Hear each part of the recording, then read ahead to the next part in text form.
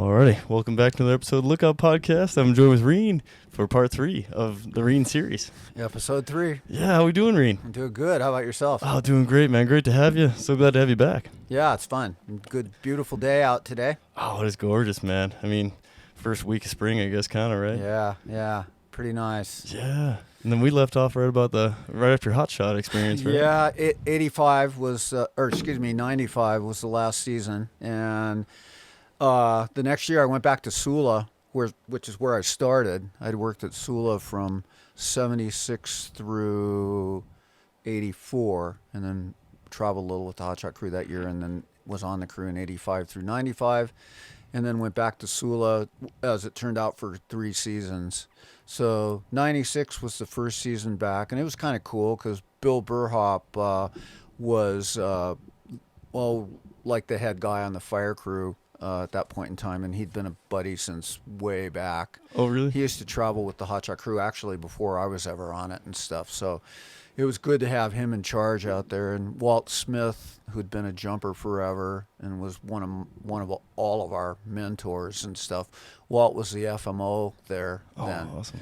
Yeah, so Was it kind of like a reunion when you went back then? It was pretty cool. You know, they were the only two that I had known from earlier, other than some of the secretaries and stuff were still there from the old days. Yeah. But the crew folks were all a new bunch, but they were really good folks. So I don't think we had anybody new on the crew that first year. They'd all been there at least the year before or the year before that. So, oh, gotcha. And some of them for quite a while before that. So it was a good bunch.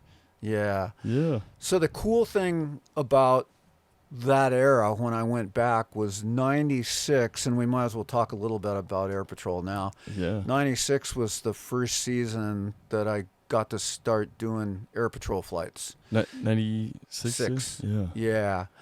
Yeah, and I'm still doing them now, so 96 through 2022, and 23 is coming up. Yeah. But that was when I first got to go. I think I had mentioned in episode 1 that the Air Patrol had gone up just a few days before I was supposed to go up to Medicine Point Lookout to staff it, to just make sure it looked like, it was accessible and everything. Yeah. And Jim Crockett, who was the dispatcher, he got me on the flight so I could go check stuff out. And it was cool because we went all over the whole forest. We didn't just go to Sula, so I got a pretty, my first real aerial look of the Bitteroot forest, Man. I was pretty blown away. I had no idea how far west it went and all that kind of stuff, Yeah, even after my first year in Steve because, being on the north side of the forest, we didn't explore down there. And then when I finally did a little stint in dispatch and I saw the full map, I was like, I didn't realize we were in Idaho. West Fork's huge. It is huge. It really is huge. But anyway, so that was the first time I went up with them, and I don't think I went on another Air Patrol, in quotes, flight until 96. And, I'd expressed interest and stuff. And so, actually, to back up slightly, when I was on the Sula crew, let's see, so this would have been in 80, one of the guys on our fire crew, Brian Hennis was his name, he had gotten a pilot's license, and he got this other guy, Richard Bailey, who was on the stand exam crew, interested in flying also. So the two of them bought a Cessna 150 that summer. Didn't pay very much for it, but it was airworthy. It was a good plane. Yeah. And so I went up a couple of times with Brian because Richard didn't have his license yet, and he couldn't technically fly without an instructor at that point. Oh. So we did some lookout cruises. That's the first time I saw salmon and some of the West Fork lookouts from the air, because Brian knew where they all were. He'd flown out there, and so we, took a look at some of the ones I'd never seen, other than salmon was, long way on Medicine Point's western horizon and stuff like that. Oh, really? So you kind of see it from Medicine Point You Tower? can see it, yeah. Wow. You can see the mountain for sure, and, you can kind of see the lookout. It's a long way, but through binocs, you could totally see it. Oh, really? Yeah. Man, I wish I looked when I was up there. Yeah, so that was fun. So flying with those guys and Richard working on a license, the 81 fire season way back then was a really good one. and I'd saved a lot of money, and I went down to my mom's that winter, and I took flying lessons. Oh, really? Yeah, out at El Cajon Flying Service. El Cajon's La Lista, San Diego. And it's a really good place to learn because Lindbergh Field is the major big airport. You know, you and I were talking about that. Actually, it's the largest in number of passengers single runway airport, major airport in the United States, because it only has room for one runway. It's all completely surrounded by either military stuff or residences. Yeah. So not a good place to learn. Probably would have been, but it's complicated because of the controlled airspace and all that sort of stuff.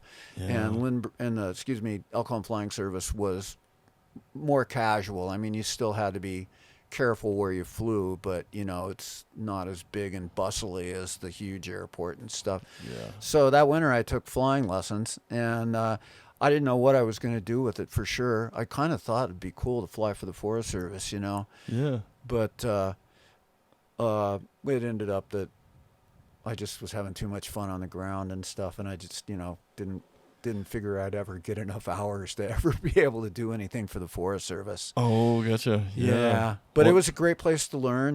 It was fun down there. And when I came back and had my license that next summer, I could rent planes at the little airport in Hamilton. Yeah. And I did a few times, but you know, it was, even then, renting an airplane was pretty expensive. And so I'd have to try and find some of my Forest Service pals to kick in, you know, to pay for a flight and stuff, and did that for about a year. Not a real lot, but did it, you know, maybe once a month or every 2 months or something like that for about a year, and then it was just too expensive. Yeah, I bet. Add fuel and all that too, right? Yeah.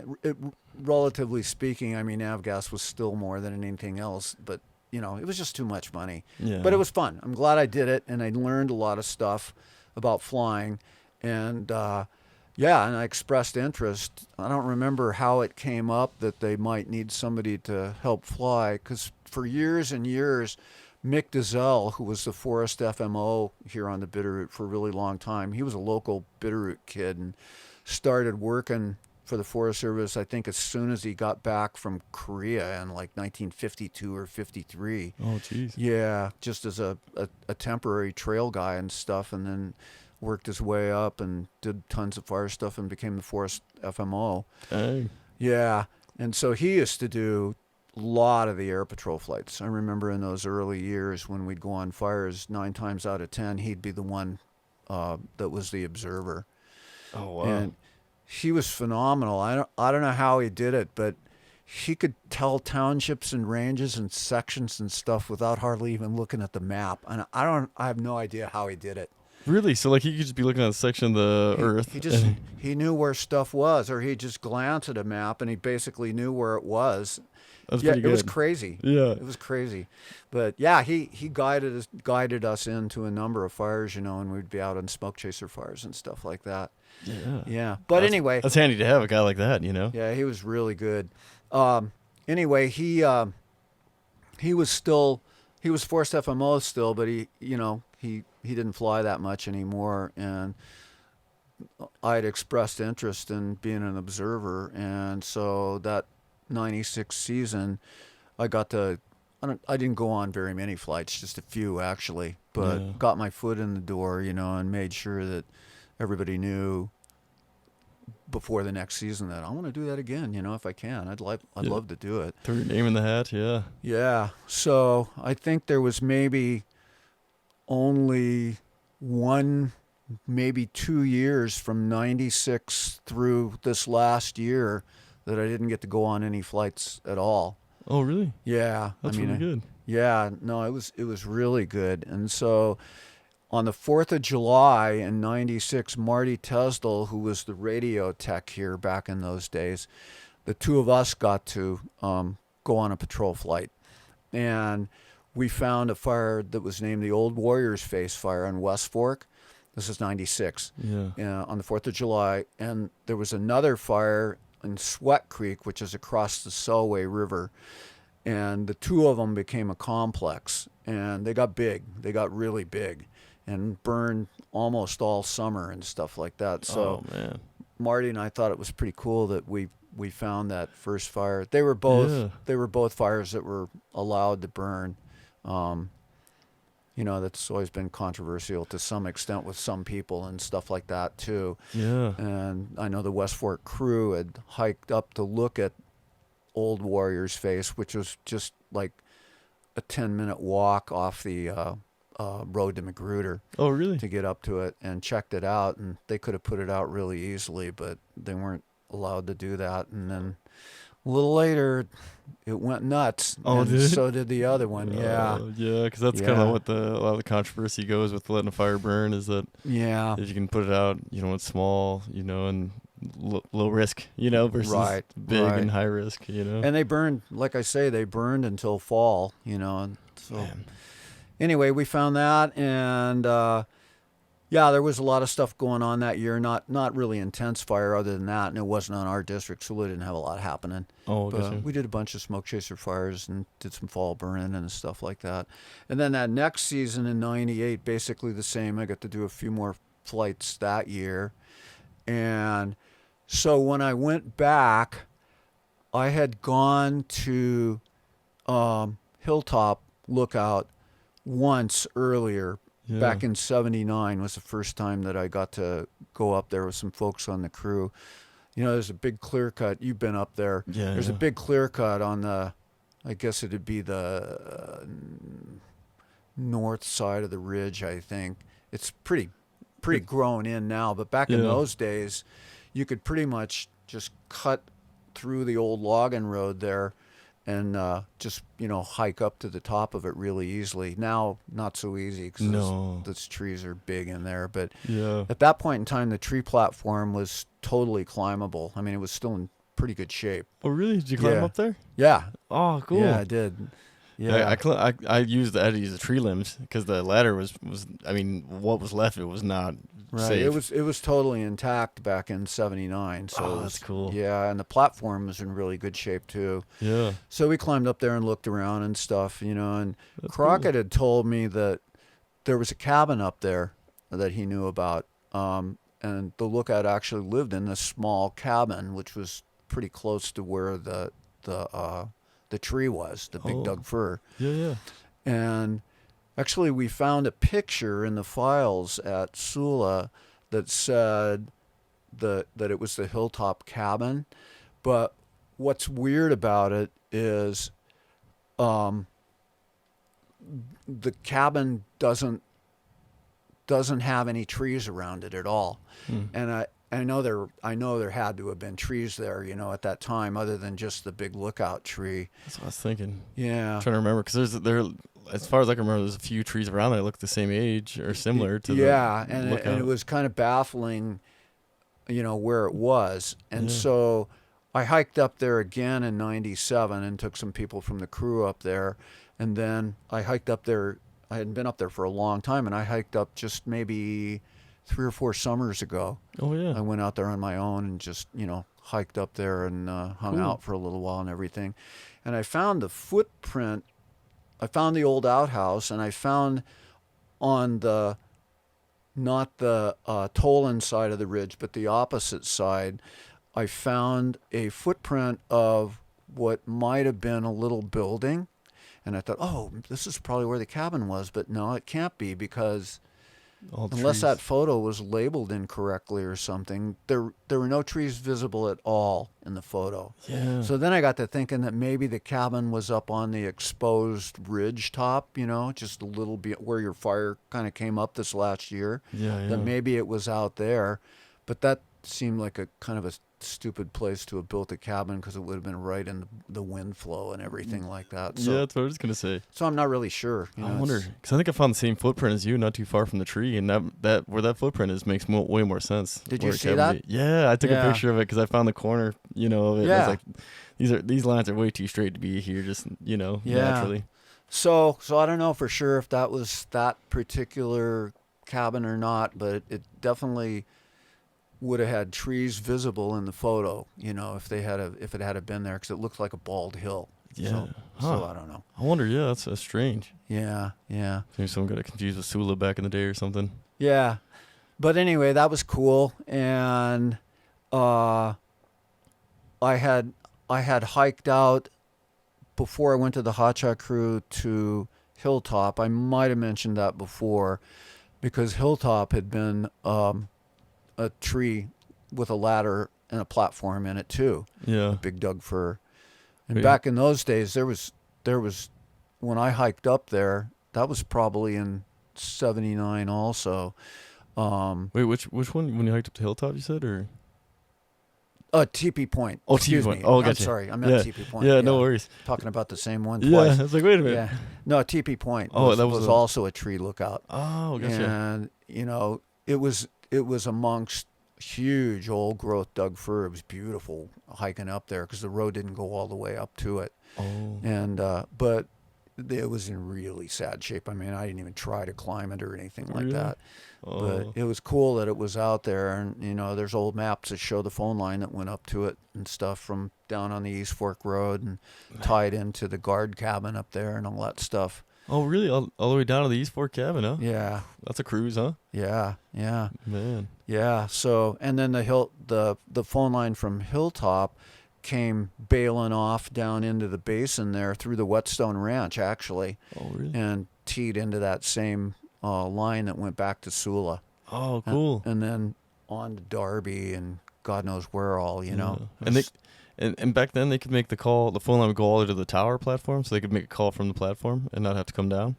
Oh, that I don't know. I wonder. Because, I'm not sure that some of them, they mounted a phone down lower. Like down on the base of the tree or something like that. And yeah, makes more sense. And I don't know what kind of a phone it was, because some of them were the wooden box phones, but they also had phones that were called an iron box phone, and it was a big like iron box with a heavy door, and the phone was inside of it. Oh. There used to be one of those out, I guess, on the road to Salmon, right down by the trailhead for salmon, way back. Cool. Yeah. So I don't know what kind of a phone it was, but it did have one. Yeah, that's cool. Yeah, it was really cool. Yeah, so it was fun getting to see that stuff and everything, and yeah. And then 97, nothing too descript happened other than getting to do some of those things. And that next year in 98, late 97, they had decided that Medicine Point was going to get restored and was going to become a rental soon, like 98 or 99, somewhere in there. Yeah. So they started working on it in 97. They completely redid all the base logs and all that sort of stuff and painted it and did all the work that needed to be done. And us from the crew, we got to go up a couple of times, not for the whole day, because by the time you get to work and do PT and then hike up there, it's good chunk of the day is gone. A good chunk of the day is gone. But we got to go up when they were working on it and help do some of the jacking up for the replacement of the poles and stuff like that. So that was pretty fun. Yeah, that's really cool, man. I'd love to have been a part of that experience. Yeah, it was neat. And they made a Medicine Point restoration T-shirt, which was pretty cool. I got one of them. Oh, really? Yeah. Oh, that is cool. So that was cool. Man. And so we had a bunch of smoke chaser fires in 96, and I got to go up to Willow Mountain up east of here. Yeah. The Willow Creek drainage had two pretty good sized fires in it that both started from lightning at about the same time. So they had a Type 2 team there, and Jerry Feynman, who had been the FMO at West Fork, he was retired then, but he was doing AD stuff. So he was in charge of this. It was like a Type 3 team.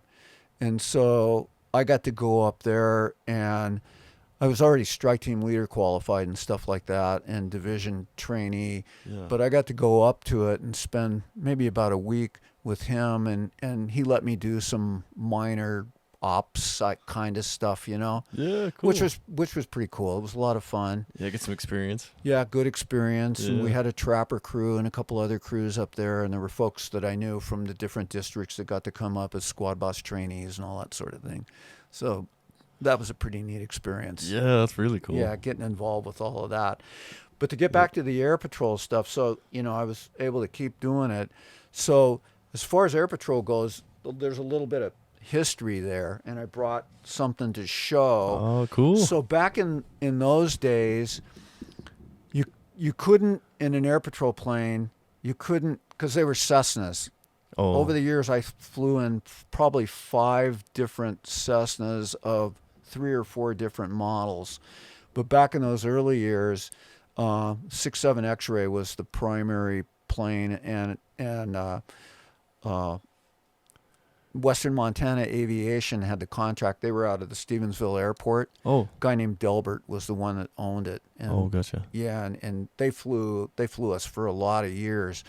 But the way we would do it was, even the old forest maps, but especially these new ones, you couldn't spread out a map in an airplane. I mean, the pilot wouldn't be able to see what was going on, and especially the new ones, because they're a lot bigger than these old ones were. Oh, yeah. So what they had done, and these maps actually predated me. The reason I've got them is because we got some new one. We made some new ones later on. So what they had done was they had cut out each of the 4 districts on the map and then laminated them. And so the way the plane was, we kept the briefcase behind the passenger, the observer, which was me, on the right-hand seat. And I had it in a place where if I needed to get any materials or whatever out of it, I could. But you'd keep a tablet and some fire report sheets, which are basically the same as they are now. Oh, yeah. Keep some fire report sheets and that on your lap. But down between the seats, you'd have all 4 of these maps, one for each of the districts: Sula, Darby, Stevensville, and West Fork. Oh, yeah. And then as you reach the edge of a district and we're about to go on to another one, you'd put this map back and get the next one out, and keep it on your lap. Well, this is back before any of the forest maps had topo lines on them or anything. I mean, they showed drainages, and you could tell where creeks were because they were blue colored and all that. And major mountains, were named, and the creeks were named, but there was no super precision on exactly where you were in the plane, other than that. And it was a big learning experience for me early on. What you'd have to do if you were flying a particular district was, if you'd have this on your lap while you were observing, and so you'd pick out some landmark that you were going by that you knew what it was, and you'd put your finger on it. And then as you'd progress, you'd look for another landmark that you knew and put your finger on it, because otherwise, you had no reference point of exactly where you were. Yeah. Other than that. And so it was pretty interesting, you know. And so every 15 minutes, Bitteroot Dispatch, they had a timer. They'd set it for when they'd call you to check in, you'd tell them where you were, and they'd reset it, and 15 minutes later it'd ring again, and then we didn't hear it, but dispatch hear it, and then whoever was in charge that day of talking to the plane, doing the check-ins and stuff, would call 6-7 X-ray. This is Bitteroot Dispatch. What's your location? So I used to always watch my watch so that I knew a couple of minutes before they were going to call, and I could be sure that I had some landmark that I knew what it was, that, so I didn't have to fumble around or anything. Take up radio time, like, hold on a second. But, then when you'd find fires, of course, in the early years, it was a lot harder. But fortunately, Delbert grew up here and had lived here all of his life and had flown here forever. And he knew virtually where everything was, too. Yeah. So he was a huge help. He flew a lot. It was his company, and he liked flying, so he'd fly a lot of the patrols. And he was a great help, because he knew where everything was. And I was just learning. I mean, I knew where some stuff was the ground, but stuff doesn't look the same from the plane. At all, man. The angle of the mountains and everything is just totally different, Yeah. And so when you'd find a fire, that was the really challenging part, because if you'd been watching and paying attention, just for example, if you were out on West Fork and you knew that the fire was in the Indian Creek drainage, well, the Indian Creek drainage is gigantic. And since you have no topo lines, you just have to kind of guesstimate exactly where you are and where little sub drainages come down into the major drainages and all that stuff.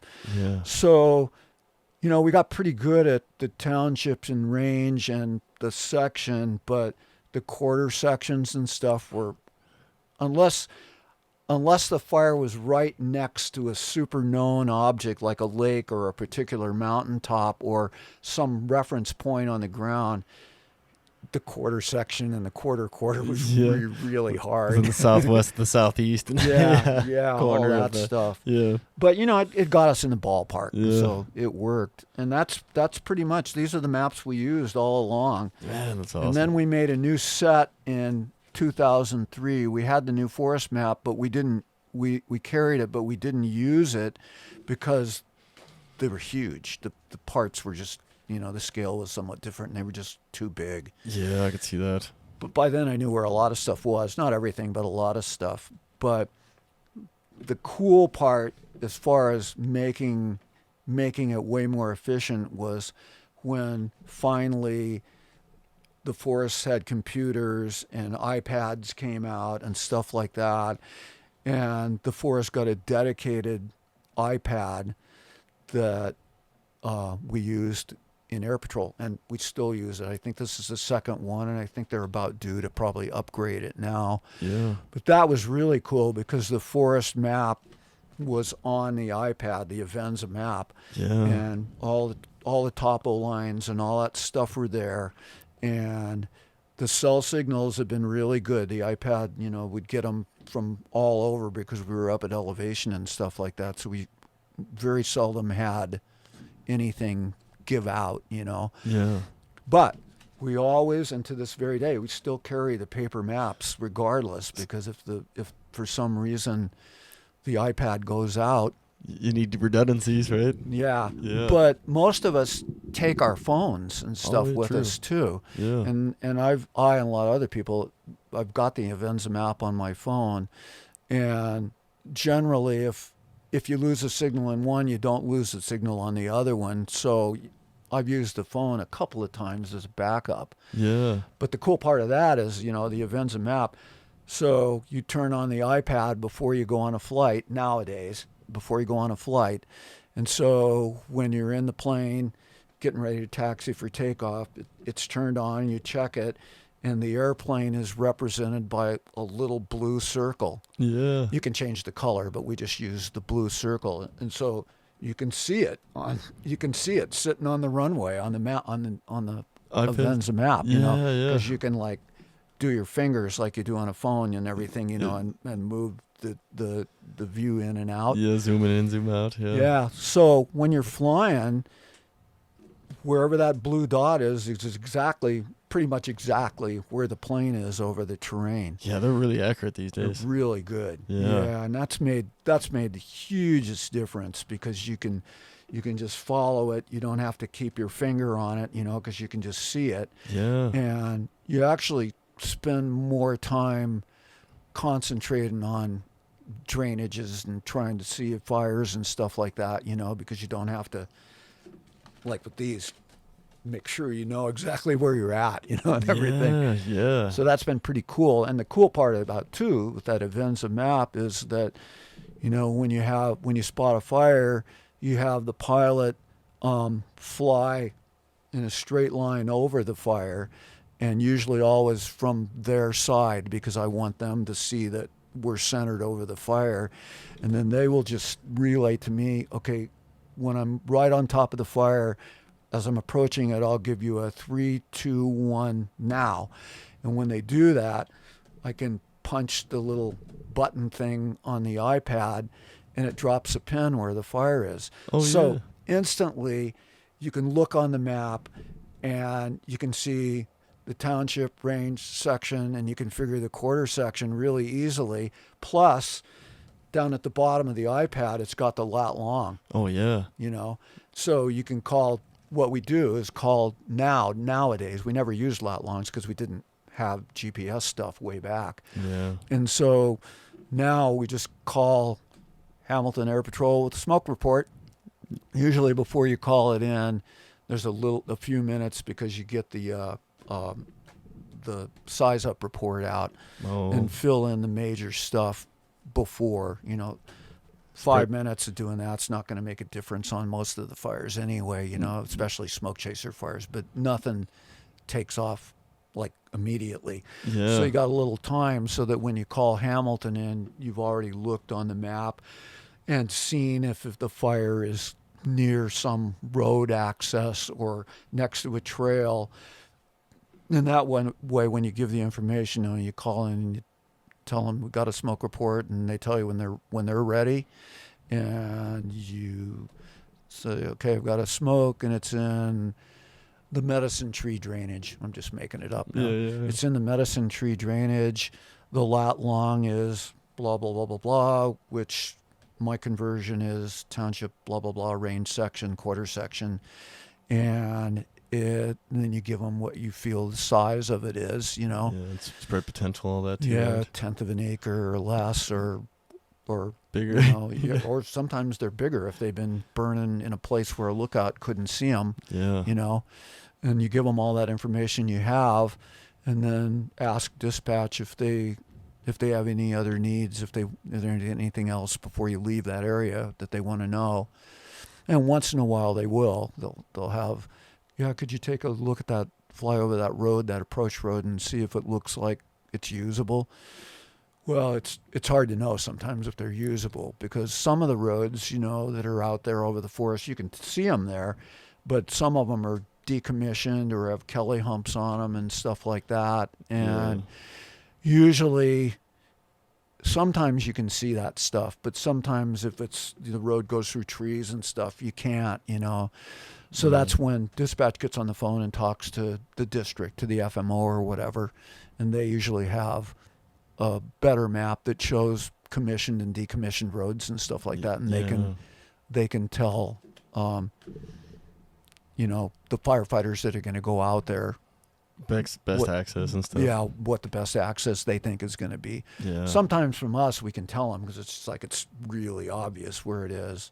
Yeah, especially if it's a land you're familiar with, country you're familiar with. You go to the end of this road and it looks like it's about a quarter mile from there in such and such a direction, and it's on an open slope, and you're going to be able to see it. Yeah. So, which is really nice. Yeah, that's really nice when you can do that. Yeah. But that's how it worked with the maps in the old days. Police car. Yeah. Oh man. Or an ambulance or something. Yeah.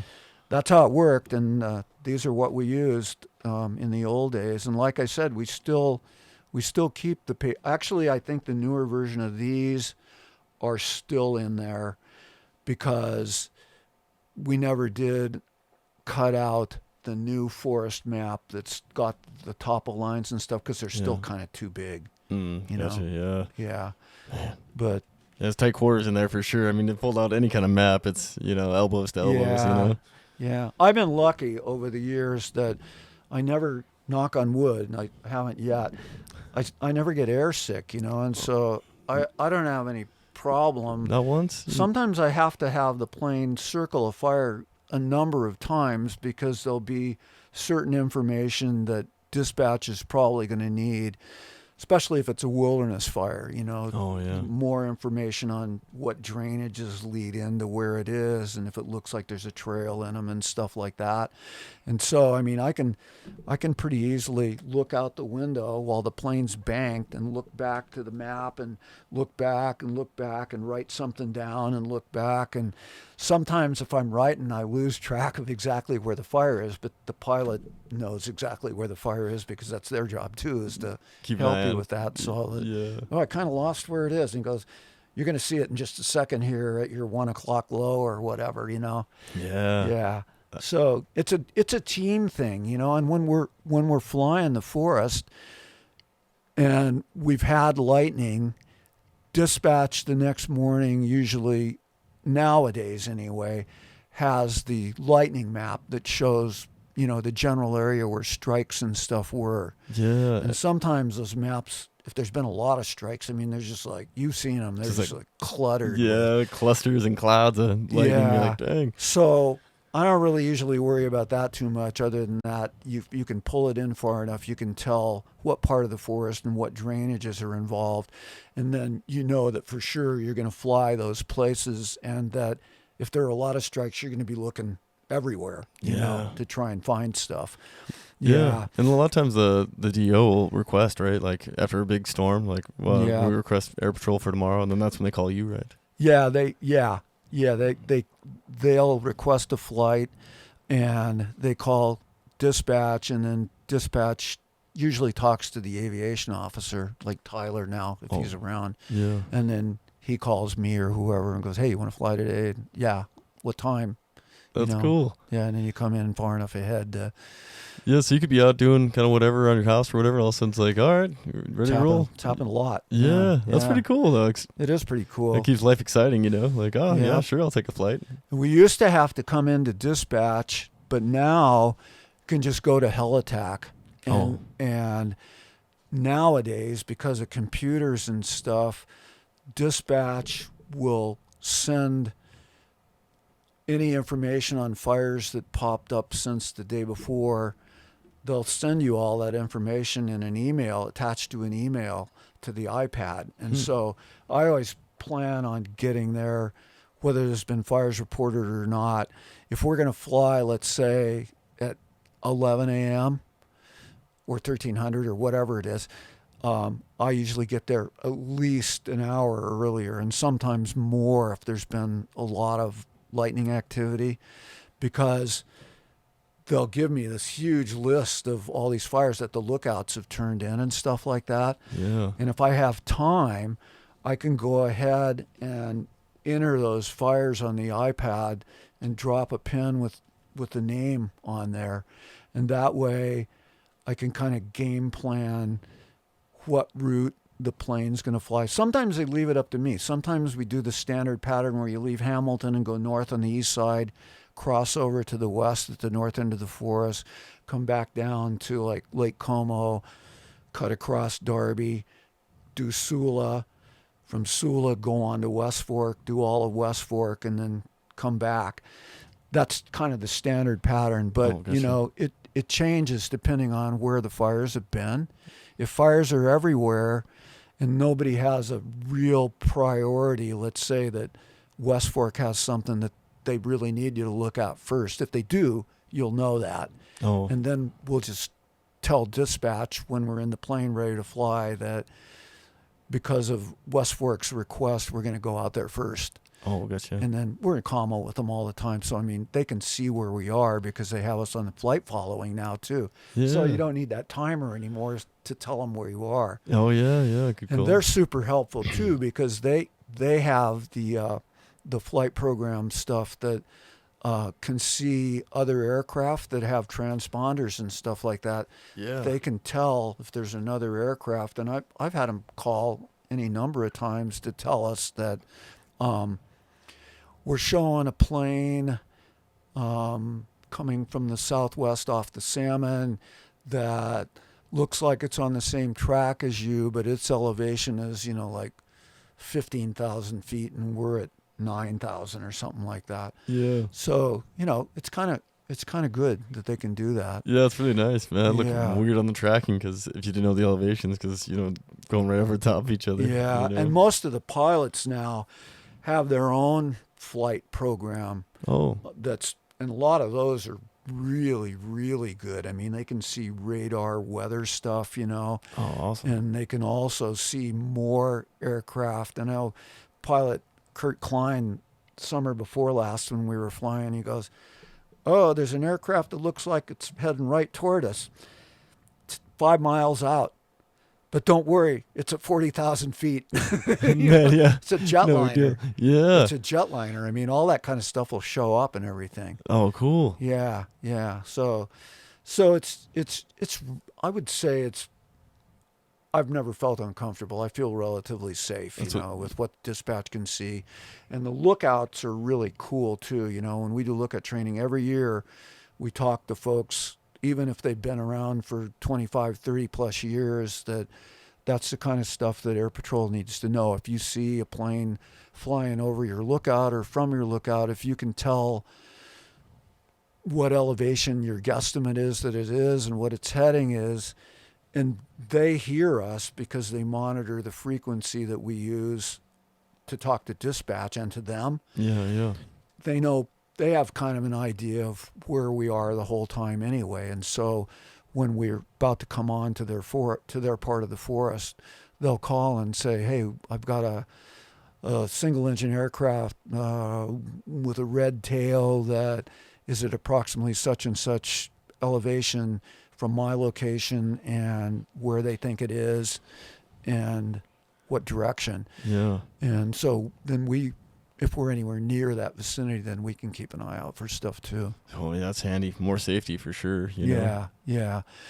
But, there's these controversies, and one of the reasons that they started getting rid of lookouts after the 50s, after the 1950s and stuff, because, we have airplanes now, we don't really need lookouts anymore. Well, that's really not true. No. And having started as a lookout, I'm on their side. Yeah. I don't want lookouts to go away. Me either. Because they're incredibly valuable. They're just incredibly valuable. And I agree. That's part of the reason why I named my podcast The Lookout, because I wanted to get there you go. more coverage on the what they do and get more curiosity about it.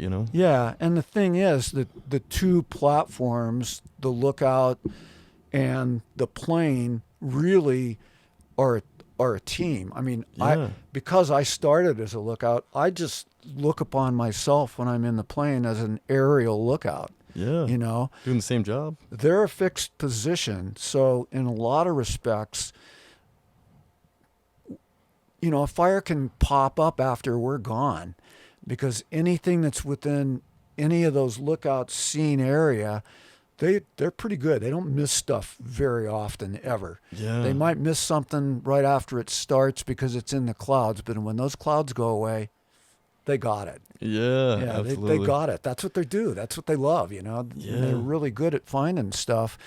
And so the way it works best, really, is the plane can look at places that the lookouts can't see in. Yeah, like blind spots, right? And that's the beauty of that. And, in the old days, that used to be different because there were so many lookouts that they all had overlapping country. Yeah. There were some times West Forks, for an example, that there are places that I know of that used to have lookouts that 3 lookouts could see portions of the same country, from different angles and stuff like that.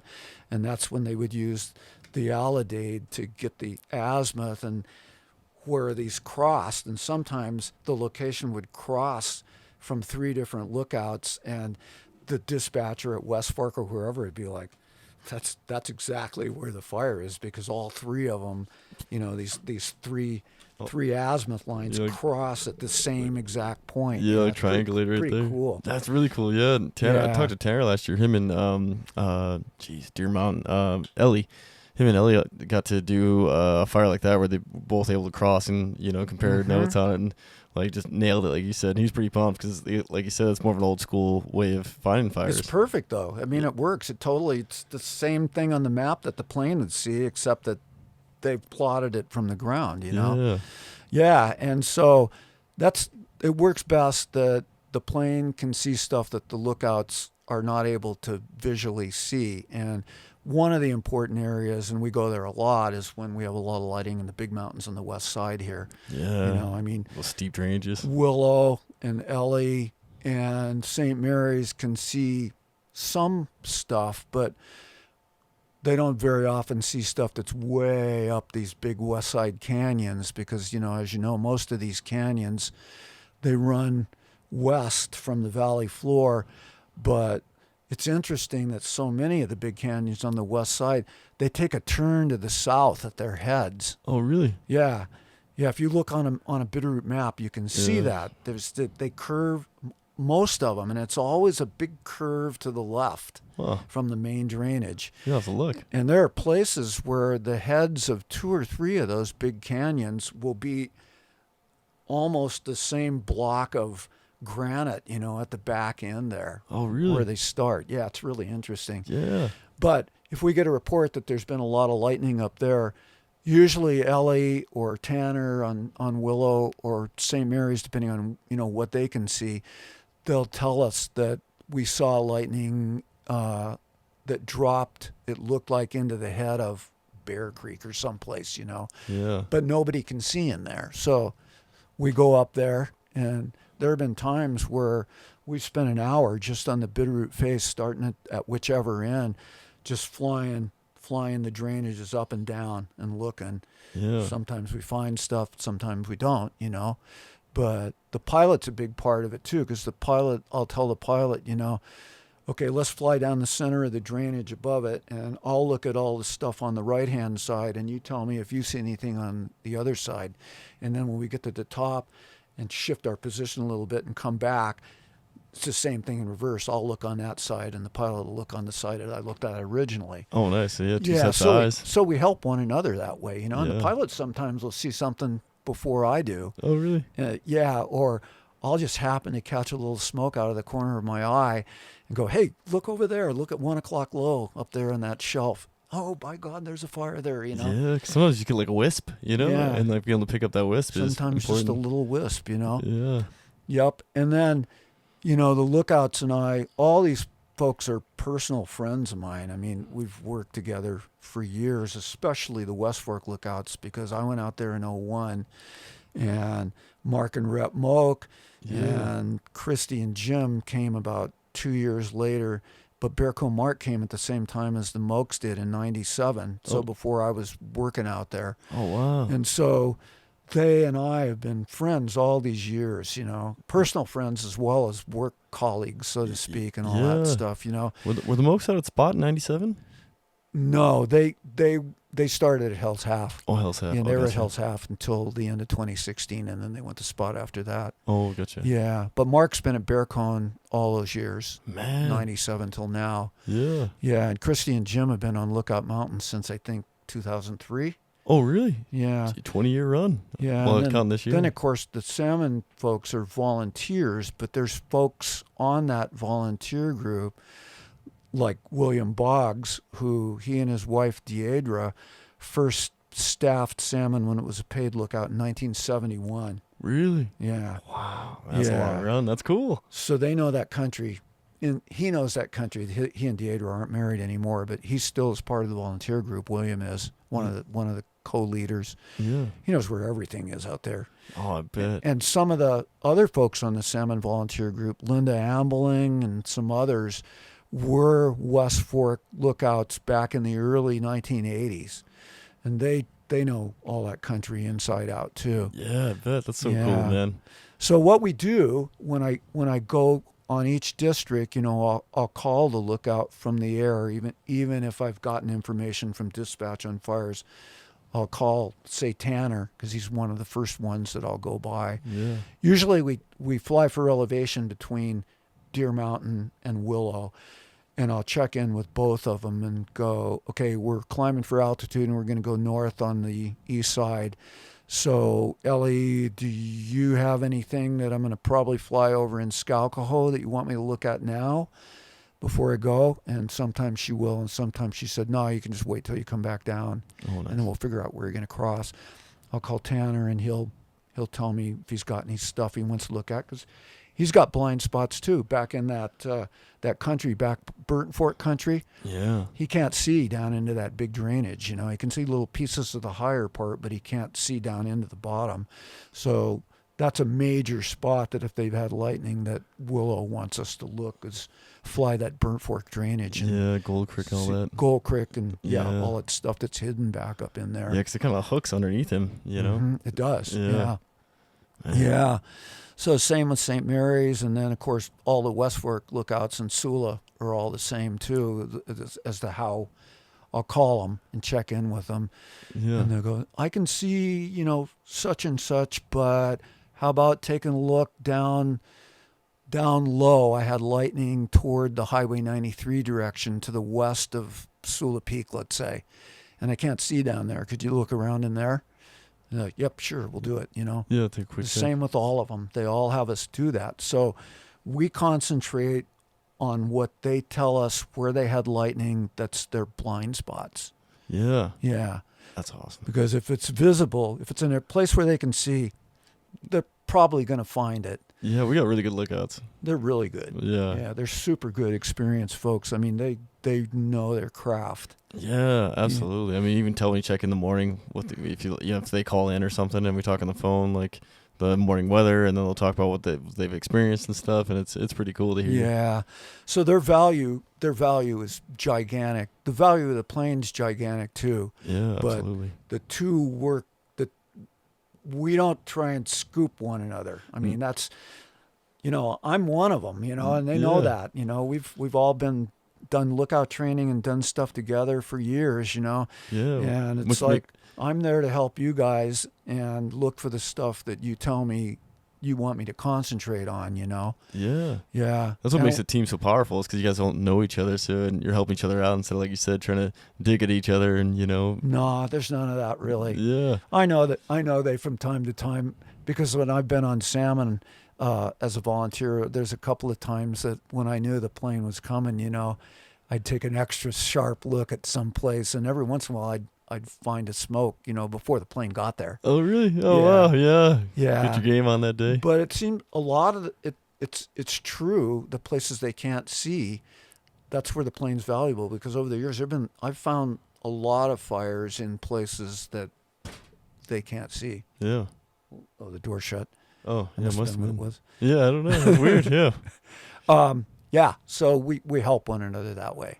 Yeah. Yeah, that's a really good deal, man. To have that relationship. I don't know. I mean, probably most forests have it, because the Forest Service seems like one big family. But Bitteroot's really good about it, though. We've always. I mean, they were doing it that way before I got involved with the program in '96. The plane always checked in with the lookouts, and that's really good. Basically, we just kept that relationship going because it works. Yeah. Yeah, it works really good for sure. Yeah. Yeah. Especially being in dispatch and kind of seeing it firsthand, like when you go up in the air and then hearing you coordinate with the lookouts and stuff, because we catch the traffic too. Yeah, so. it's cool. It's really cool. Yeah, because I'm I'll be inside just kind of picturing the country as best I can, and kind of wishing I was along with you. It's fun sometimes, and when a crew is responding to a fire, and if we're still in the area, we can go fly back over that area where their fire is. And there have been times, like if there was something in the wilderness just up from the East Fork Trailhead into the Anaconda Pintler Wilderness, I could see the crew vehicles show up there at the trailhead from the plane. Cool. Yeah, and I could say, okay, I can see you guys. You getting ready to hike? And and I went, okay, just hike straight up the drainage, and when you get to, a curve to the left on the river along the trail, look up to about your 2 o'clock on the right on a bald hill, and you should be able to see the fire there. Oh, man. Yeah. That's huge. It's really cool to get to talk to those folks from the fire or from the ground. And there have been lots of times when we've been over a fire where I check in. If I know people are on a fire, not just me, but Air Patrol will always check in with those folks on the fire. It's like, yeah, hey, Russ Bazell, let's say out on West Fork. Russ, we're about 5 minutes out from your fire. Is there anything in particular you want us to look at around it? Yeah, would you take a couple circles around it and let us know? We found a few spots out on the main perimeter, and just let me know if you see anything. So, okay, we'll do it. We go out there and circle that area, and sometimes they'll want us to fly and look at a certain area for them or something like that, Yeah, so, and that's so handy, because especially now we're getting a little thinner on firefighters, it feels like. So you only got so many boots on the ground. So having some eyes in the sky like that is really helpful. And then also for weather too. If you're in a hole and you're up there, flying around, you can see if some weather's going to be closing in on, like Russ. Yeah, that happens a lot too. Yeah. Yeah, we can actually fly when there are thunderstorms. It just depends on where they are. Oh. So we'll know before we take the plane off that the storms might be predicted to come in from a certain direction and stuff like that. So we have kind of a little checklist between the patrol person and the pilot where we talk about that stuff. Everything looks good. There might possibly be storms later in the afternoon in a certain direction, so we'll keep an eye out for that. And depending on what's going on, we may or may not even go into that area. And I always say to the pilot, no matter what, I'm the observer, but you're the pilot. If you see something you don't like, you tell me. Yeah. Don't be shy about it, and they aren't. Oh, good. Yeah, safety first. It's like, you tell me, and sometimes we'll see a cloud front out somewhere where we want to go, and I'll be like, well, that area doesn't look very good right now, and the pilot will be, we got plenty to do between here and there, so we'll keep an eye on it. And sometimes, 10 minutes, 15 minutes later, the pilot will say, it looks like that cloud front is completely moved out of that area, so if you're good with it, I'm good to go there now. Oh, cool, like Thunderhead. But we talk about it, and there have been times where we've had to actually abort flights because we were having too many things starting to develop, and it's just silly to have to spend so much time trying to dodge clouds or something as opposed to being able to do your job looking down at the ground for fires and everything. And I and whoever's the aerial observer has the right also to call the flight anytime they want. We did that last summer on one out on West Fork where, oh, really? Yeah, Brad had really wanted us to go out and look at some of that area around Indian Ridge, and we just couldn't get there. I told Megan, I said, I'm just going to tell Brett we can't do it, and go ahead and head back toward Hamilton now. And turned the plane around and then called Hamilton, told him we were going to call the flight and headed in. Yeah, man. It's our call, depending on what we see. I'm not taking any chances. No. And the pilot definitely is not into that sort of thing. We do what we can do, but if we feel like there's anything at all that is going to compromise safety, then we go home. There's always another day. Yeah, absolutely, man. That's the right mindset to have with that, for sure. Yeah. So that's kind of how the air patrol stuffs work, and other things will come up about that because I'm still doing it from 96 till now. So yeah, it's so cool, man. Yeah. I'm pretty thankful that they're still letting me be involved with that stuff. Yeah, so I really like doing it. I think everyone in the force, including me, is pretty happy to have you because you got so much experience, and you've been a lookout, you've been a firefighter. And the cool part for me too is that I was a ground pounder for so many years that I know what the crews want to know. If I can see something that's going to help them or warn them about or whatever, I'm going to do it because that's what I always wanted to have when I was on a fire. I wanted that information too. Especially, just like a little tip on saving you a little bit of a hike. Like, hey, it's not too far up to your right, like when you're giving those directions, like that's huge. I've been on the ground where a helicopter kind of helped guide me in before, and that's or the jump plane. I remember one time in the early 2000s, Wes Glasser and a couple of folks on West Fork were hiking to a fire, and they were going up a really steep ridge, and we could see the fire was off that ridge down laterally over in this other drainage and everything, Yeah. And so I found them. I could see them hiking. I could see their yellow shirts and stuff like that. And I remember calling him and I said, Wes, I know you're not going to believe this, but I can see where you are, and you're going to continue up that drainage, and there's going to be one major tree. I think it's ponderosa that you're going to run right into. You can't miss it because it's going to be the only big tree on the ridge right where you're headed. When you get there, turn left and you should be able to see the fire. Oh, man. And he did. Yeah. God, that's so helpful, man. Like, yeah. Dang, that's awesome. Yeah, it was really cool because I don't know if they would have looked down in there. It's like it's way different from the ground than it is from my perspective and stuff. And it might have been a location that they would have walked right by that tree because the legal was kind of nebulous as to exactly where it was, Oh, yeah. So that helped them walk right to it. Yeah, that's huge, man. Yeah, it was cool. Because, you've probably been there too. You hike up an area and then you can't find it. It stops with smoke. Yeah, you go back down, and the next day it's back. You're like, yeah, really frustrating stuff can be. So then the next year, 98 at West Fork, the major thing that year for me was that 3 of us got to go to Florida. Florida was having a lot of fires this summer of '98. Oh, really? Yeah, and people from all over the country were down there. And we got the opportunity to take Sula's 750, the big engine, there. But we didn't drive it there. They lowboyed it and a couple of others, one from the Lolo and one from one of the other forests, on this big 18-wheeler. So we flew down there, the three of us, and we got there, I think, 2 days before the engine got there. But it arrived. That's the best way to travel. It was pretty cool. Yeah, it was really cool. Yeah.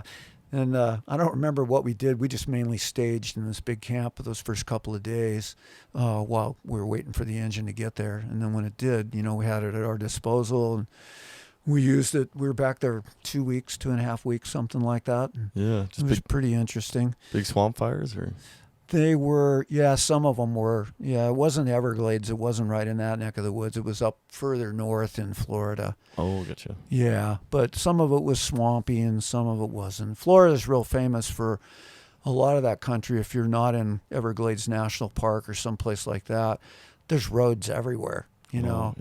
Yeah, and all the folks that go down there now and burning details learn that because everything's pretty much just giant blocks of terrain that have roads around them, and you can access them with vehicles and engines and stuff like that. So we never did go on a new fire, but we did support. And Bill Burhop came down there while we were there from Sula as a strike team leader. Nice. And he managed to get us on the division that he was on. Oh, awesome. Yeah, so we got to work with him and stuff. And that makes a big difference.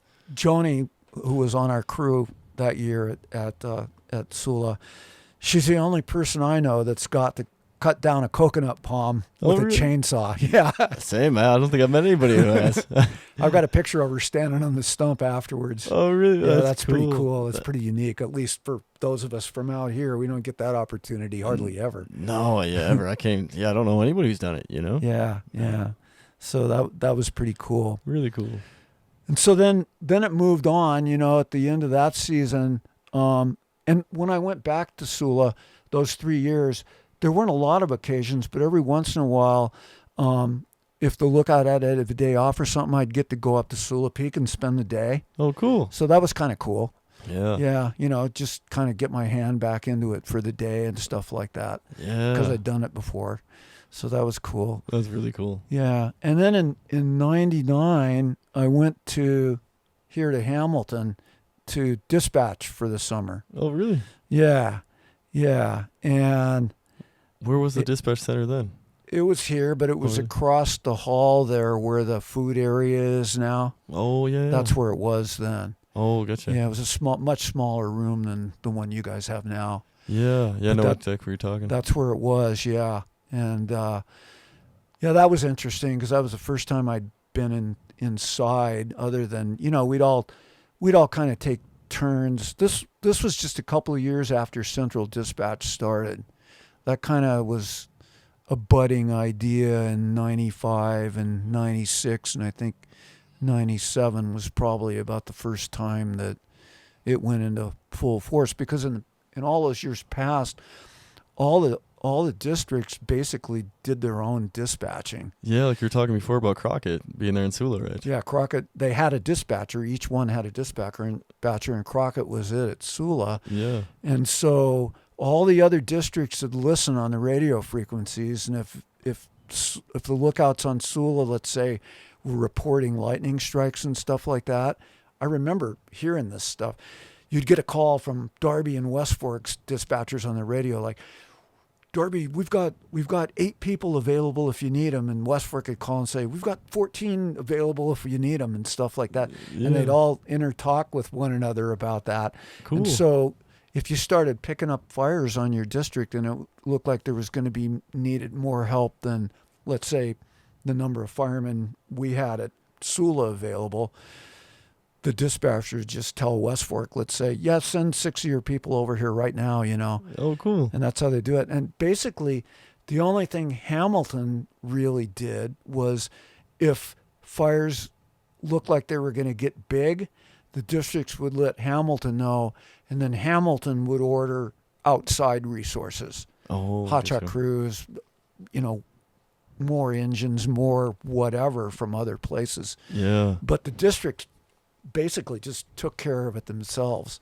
Oh, that's kind of cool. So nobody really liked it when the central dispatch concept came. I kind of heard that because it came from California because they were the one of the places that used it a lot, and a new FMO on one of the districts was from down there and was really pushing that stuff. But the folks here were like, we don't want to do that. Yeah. But we ended up doing it because it became the national standard, right? Standard to do it and everything. Yeah. And now it's no big deal. But I remember a lot of people were really upset about it and, didn't like it and everything. Yeah, even a few years ago, I remember hearing folks talk about like West Fork, still kind of operating a little bit on that, and it seemed to make more sense because of the no cell phone coverage, and even the radio coverage was kind of rough, so it's just easier to check into West Fork versus back in Hamilton. Yeah.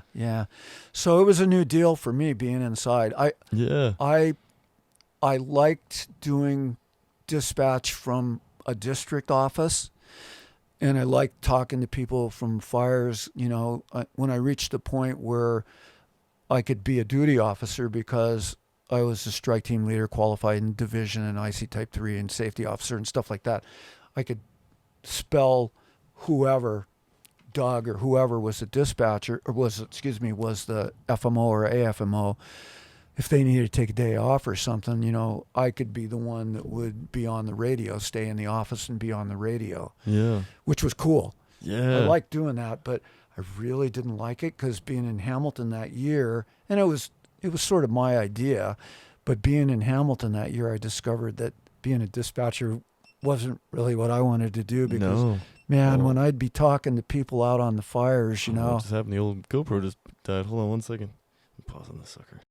Alrighty. Right. Back in from a pee break. So anyway, we were talking about my dispatch experience in '99, and it just wasn't my cup of tea. Because I really missed being out in the field, I found, and talking to folks out there is like, I want to be there too. I want to be there. Absolutely. Yeah. But the cool part, Nancy Gibson was the dispatcher then, and I knew her really well. She'd worked at Stevensville for a number of years way back, and she'd been around for a long time. She was a really good person. Oh, yeah. And so I was already, like I said, division trainee, but strike team qualified at that point in time. And so she got me a cool fire assignment over toward Big Timber. Oh, yeah. Yeah, I was only over there for 5 or 6 days, but my old hotshot crew suit, Bill Miller, he was over there as a safety officer just by coincidence. Oh, that's cool. So, we got to work together, and I got to work with a couple of Cheyenne crews that were there. That was pretty cool, getting to hang out with them. And then later in the summer, the Klamath started burning big time. Like, it's hard to believe it after 87 that there was anything left to burn up there, but there is, I guess. Yeah, that's bad. So she got me another gig to go down there, and I was down there about 18 days or something like that.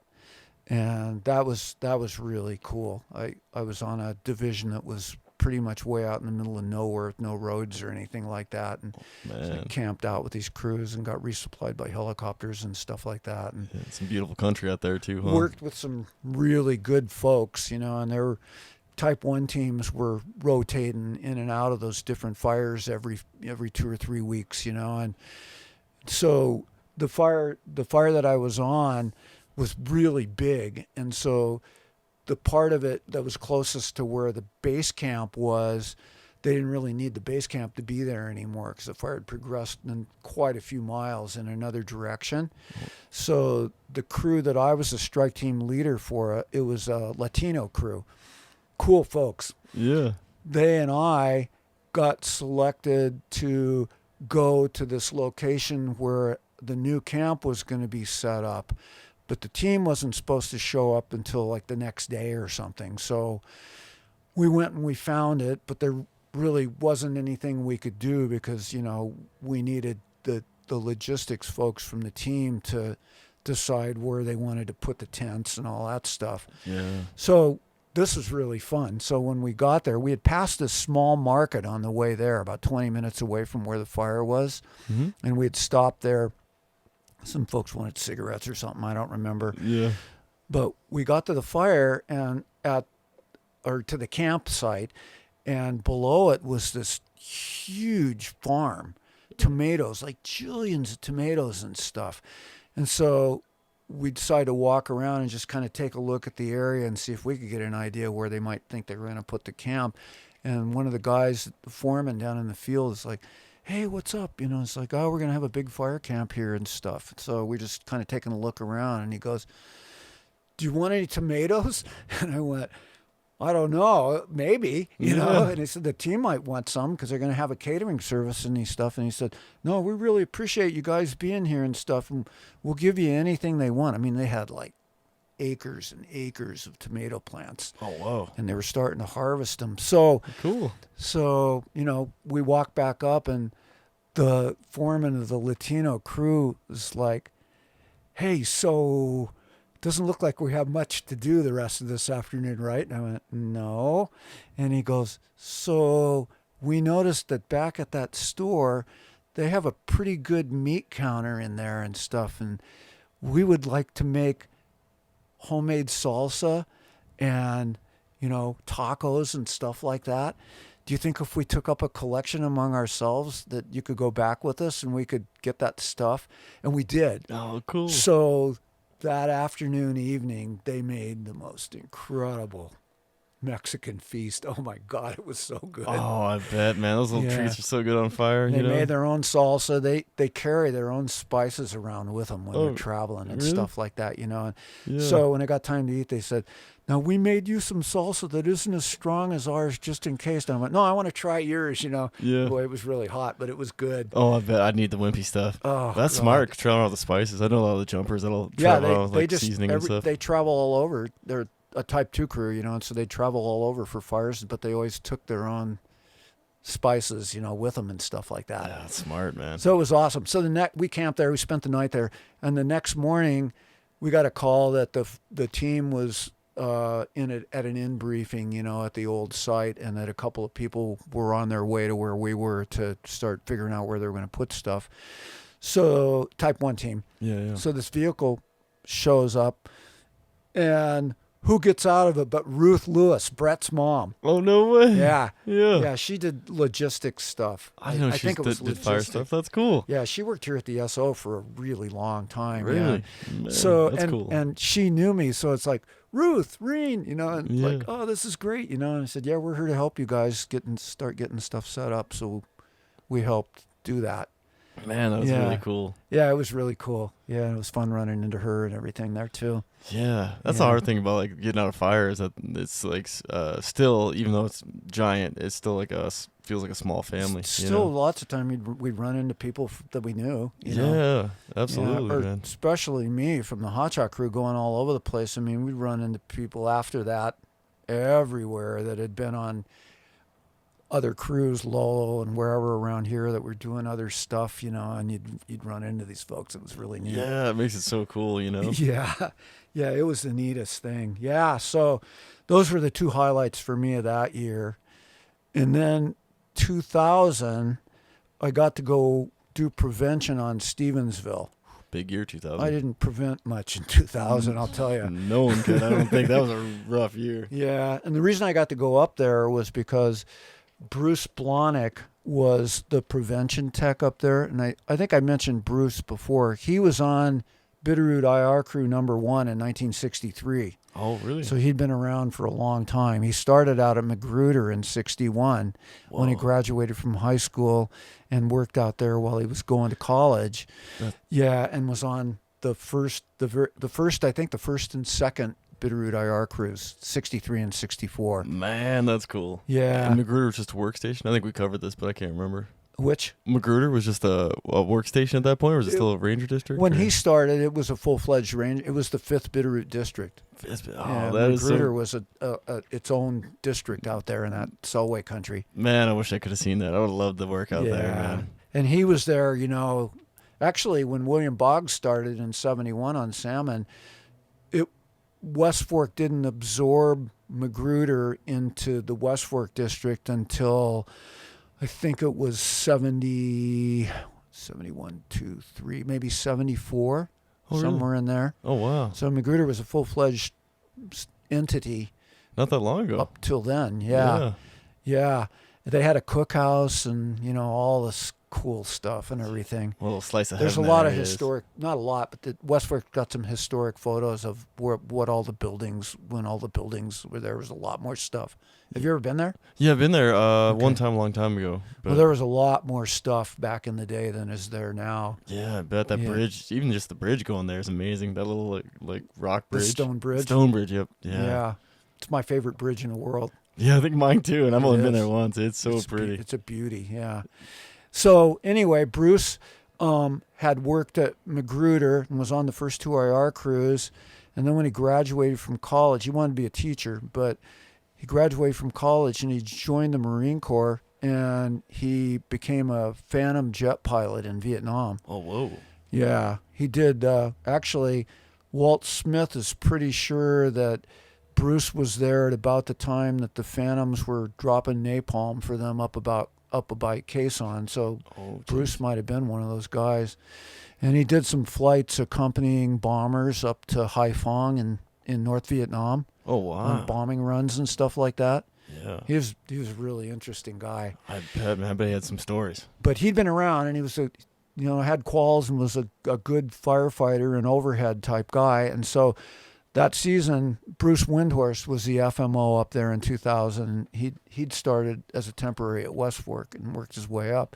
Yeah. And they didn't have an AFMO, so Bruce got a temporary appointment as the AFMO for that summer. Oh. And so his prevention job became open for the season. So I got to go up there. And like I said, I ended up not really preventing much of anything. But the interesting thing was that Stevensville didn't have that many fires that summer. No. Well, it had Blodgett later. But, that season started dry. 2000 did way early. Sula had a fire somewhere way up the East Fork that a lightning strike started a fire. There was snow on the ground and exposed grass and stuff, and trees and everything were burning. Ooh. So this was like really early in the spring, and so we were all like, oh man, what's going to happen next, Yeah, that's a bad start. And it just kept getting drier and drier. And then in early summer, I was already up at Stevensville. In early summer, down on the Salmon, that Clear Creek fire started on the south side of the river and burned for the rest of the summer. It was huge. There were people all over down there over the summer. Yeah. And Westfork had the Little Blue Joint fire, which Bearcone was the one that found originally. And it got a few thousand acres big. And so those were kind of like a fairly early July and stuff like that, and this was going on, and it's like, man, what's going to happen next? Yeah, bad and deal. we were doing a lot of patrolling on Stevensville. We had a couple of small fires, but nothing big. And by mid-July, all the underbrush was taking on fall colors. By mid-July? Yeah, because it was all drought dry? stressed, and it was dying essentially. Yeah. And we kept looking. We drive all these drainages, and like, man, I've never seen this in the whole time I've lived here, anything like this, Yeah. So we figured something was going to happen. So one of my prevention jobs, when they closed the whole forest, before all the fires started, they basically closed the forest. No hiking, no going up any of the roads to trailheads, anything like that. So all of the districts barricaded off all the roads that went to trailheads and stuff like that. So one of my jobs on Sula on Stevensville, and you couldn't do them all in one day because there were so many. I'd usually always take another crew member with me, and we decide that we're going to drive down to Blodgett, which is where Darby and the center of the Blodgett Creek is where Darby and Sula change. Or Darby and Stevie, yeah. Or Stevie, one or the other. Yeah. And we'd go through the barricades and then put the barricades back and then drive to the trailhead and make sure there was nobody in there, come back out, put the barricade back, go to the next drainage, and just, it took a couple of days to do them all. And then you'd start over and do it again to make sure there's nobody up in there. Keep people safe, huh? Yeah. So then on July 31st, very hot, dry, high Haines type day, stuff didn't look good, and thunderstorms were predicted. And early afternoon, West Fork started getting lightning, and just by coincidence, the Blodgett fire started while all the other fires, lightning fires, were starting out on West Fork. It was from, we found a homeless person's campfire later. Oh, no. But I mean, it's just weird. The coincidence was that this happened at the same time that all this stuff was happening out on West Fork. Yeah. Boggs was up on Salmon that day as the volunteer, and he was there when all the big blast started. And he and Sita, who had also done a lot of lookout stuff when was on, I think she was on Deer Mountain that summer. Yeah, and Linda Reike was on Sula Peak, old Sula Peak, the L4. Yeah. And they were reporting the same thing Boggs saw. A lot of the strikes were forked, and both forks were starting fires. Oh, wow. Yeah. That's gnarly. Yeah. So within probably an hour and a half, there were like 40-some fires going. And the weather tracked across Sula and Darby, but not a single lightning strike came onto Stevensville from that big blast of what ended up being probably 50 or more fires. Jeez. Yeah. Lucky that Stevensville didn't get any, And I was doing like the one horse drainage, one of the farthest drainages north on Stevensville, doing those patrols and going behind the gates and to the trailheads. And so I got a call that the fire had started in Blodgett, and was I available? And I said, yeah, I am, but I'm up at the head of One Horse Creek, the trailhead, and it's taken me a long time to get down. Okay, forget it. Don't do that. Just go back to the station, because you and John Walter Shrub, we were going to be the only ones that are there, and need somebody you guys to man the radio in case something happens or whatever, Yeah. And everybody was gone. The whole crew went down to Blodgett Canyon. All the rest of them, not by the whole crew, I mean, there were only about probably 8 people, something like that. Oh, good. But they all went down to Blodgett. So Shrub and I monitored the radio the whole rest of the afternoon and until probably 10 or 11 at night. Just hearing all the traffic. And just listen to all this traffic on the radio. Jim Leverton was flying air patrol, and you could hear him, down over Sula, Andrews Creek across from the station, that there was a fire up near the head of the creek that, was already at 30 acres or something like that. And we could hear crews, Sula people responding to go up there. And we could hear all this on the radio, clear as a bell. And whoever was driving the engine was calling back to Sula to say, so you said that fire's way up at the head of the drainage? And he goes, that's the report. That's what Air Patrol said. And he said, we're by a fire right now that's really ripping. And Burhup said, don't go above the fire. You can't go above where you are, because this is a crazy situation, and you're going to be in dire trouble if you go up there. So is there anything you can do with this one? And like, stand by, and they tried, but they couldn't. Because that stuff it was so dry, everything just went nuts. Not bad, man. We were just like on the radio, like, oh my God, listening to all this stuff going on and everything. That'd be wild. Yeah.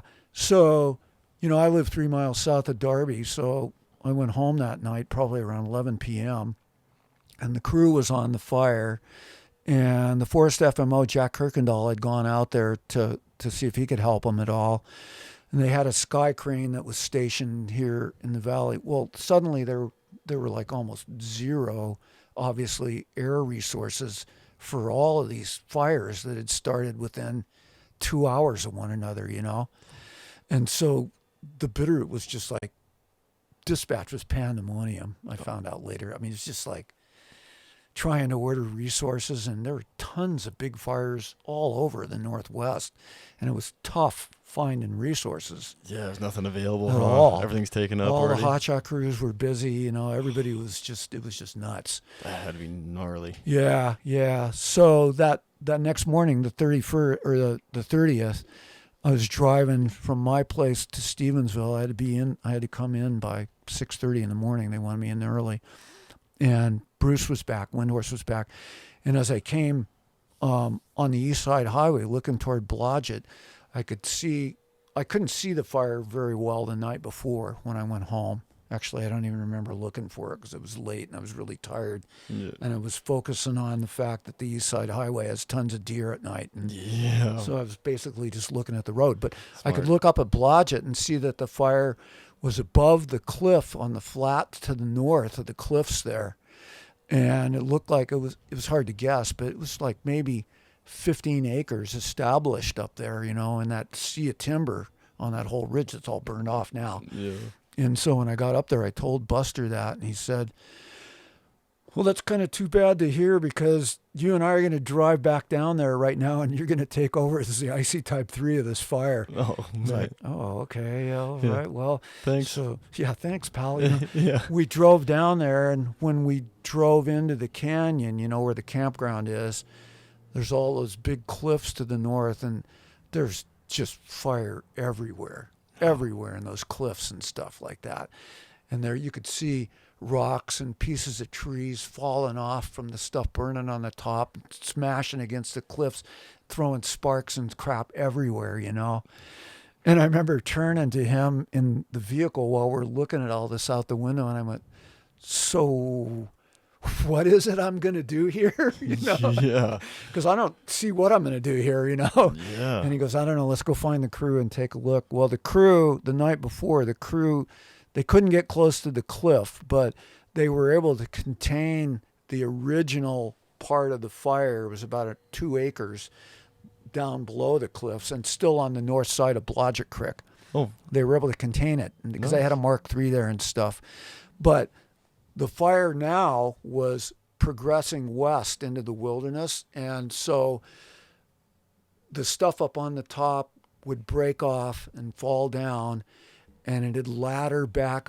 It was amazing. These little ledges and these 200-foot high cliffs had pine needles on them, and somehow the wind would get those embers into those needles, and it'd work its way all the way back up, torch more stuff on top, fall things down, and it just keep moving west into the wilderness, which was okay. Yeah. Because as long as it didn't go in the other direction, that was the only thing we could hope for, is that it would keep doing that. Stay in the canyon, yeah. So Bruce said, yeah, just try and...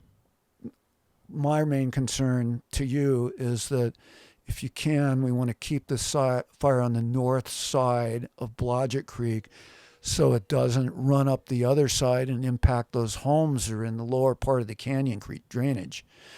Okay, that's what we'll do, So it was our crew of about 8 people and a state engine from Helena, which had a really good Skookum supervisor guy with them. And they were the only ones there. The rurals had been called to go other places to help down in Darby and stuff. And so that was it. It was me and 8 people plus 4 people, and that was it. So we couldn't get close to the cliff, and so the only thing I could think of to do was that I had the crew boss of that engine, who was really good. I had him just patrol on the south side of the creek and watch the fire as it was progressing into the wilderness, and just that his job was to just patrol and keep an eye on it and let me know if it looked like it was getting close to the creek and that it was going to blow across to the south side. That was all he was supposed to do, and that's what he did. And I checked in with him. And the bad part was it turned out that they had a sky crane and a retardant ship out of Missoula that were available. And so they weren't going to have them available when we got down there around 7 o'clock in the morning or whatever until we called to check. And it was like, the sky crane can't fly till like 10:30. And it's like, crap, that's too late. We need it We need it now. Yeah. But we couldn't get it, you know. And we got the retardant ship, and it came down, and I didn't have to do anything in the canyon. That wouldn't have done any good. Yeah. Just had him like work on that part that was up in the flat, up above the cliffs, you know, and try and keep it in check. And so I couldn't see that area properly from in the canyon where the crew was. And luckily for me, there were two people on the Stevensville crew that year who had been on the Hot Shot crew with me, Joni and Ruth, and they were both really good hands. And so I found a spot on that approach road before you turn around the big corner and head into Blodgett Canyon, where I could look up and I could see all that stuff above the cliffs, you know. And so I told those guys, Joni and Ruth, that I'm going to check in with you guys like every 15 minutes or sooner if you got something you need to tell me. But I need to be out there where I can see what's going on with those ships, because I can't from in here. Yeah. And so it worked out good. The crew was super tired. I mean, they'd been up since the morning before, you know, and they hadn't slept at all that night.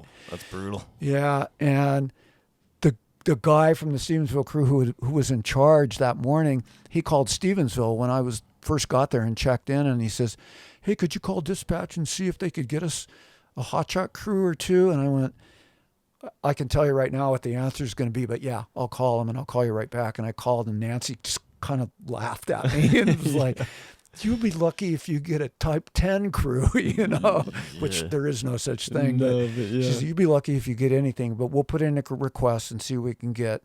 And so I called him back and told him, it's like, "No dice, you're it. You're it, and I'm coming down," you know. And do what you can. So, but they were super tired. You could tell. I mean, there was, and I didn't want to get them to do anything too crazy, because if that fire jumped across the creek, we were going to probably have to try and catch it, you know, if we could. Yeah. And I didn't want them to just be totally exhausted and everything. Yeah. So we got a call that maybe, just maybe, we were going to get a Type 2 crew sometime in the afternoon, time unknown, whether they were really going to come or not, unknown. Yeah. But they'll have to check in at dispatch, so if they are coming, we'll let you know later. So the crew just basically monitored, and I watched what was going on, and then the sky crane got active, but they couldn't put that thing out up there. It was so freaking dry. Oh, just keep coming back on them? It just would come back when they'd leave to get more water and or retardant in Missoula. And there was an air attack guy up, and he was kind of a jerk, actually, because he kept calling me and saying, "You know, you can't just drop retardant and water on that. You got to have people up there, you know. That's how retardant works. The retardant drops and then blah, blah, blah, blah, blah." And I'm listening to this and I'm thinking, I know all of this. You know? You're not telling me you don't know. You got to have people that have people I there. said to him, "Listen, man, we don't have any resources. And I've got 12 people down here who have been here all night. We're trying to hang on to this thing so it can't move south. And so there isn't going to be anybody going up there. So you just keep dropping the retardant in the water until I tell you to stop." And he hassled me again later, and I told him the same thing. And they did bring me a vehicle and a cell phone from the dispatch office. And I called up Kirkendall, the Forest FMO, and I said, "You need to get this guy off my back, because I'm tired of telling him that I don't have people to send up there. And I want him to just keep dropping retardant and water, because that's what you guys have told me you want to do." I gave him an invite to come. I'll take care of it. And he never bothered me again. Oh, good. I was going to say, man, he's got an armchair quarterback from the sky. I'd have him come pound some line in for me if he thought he could do it, you know. But that morning's fire weather report called for, I think it was a Haines of 5 or 6 again, and that they had pretty strong confidence that sometime in the mid-afternoon there was going to be a dry cold front from west to east on the Bitteroot coming across the valley. Ooh. So we had that in the back of our minds too, you know.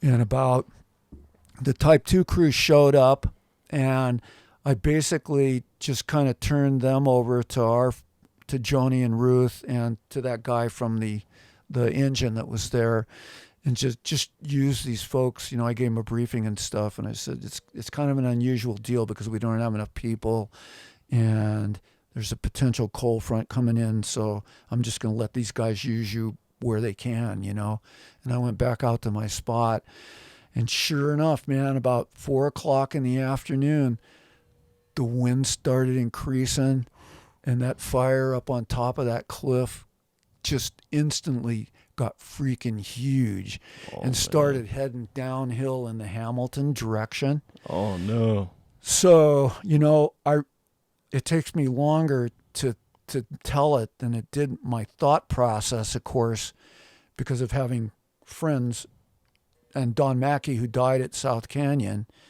from a fire that came alive in a wind across the drainage from where they were.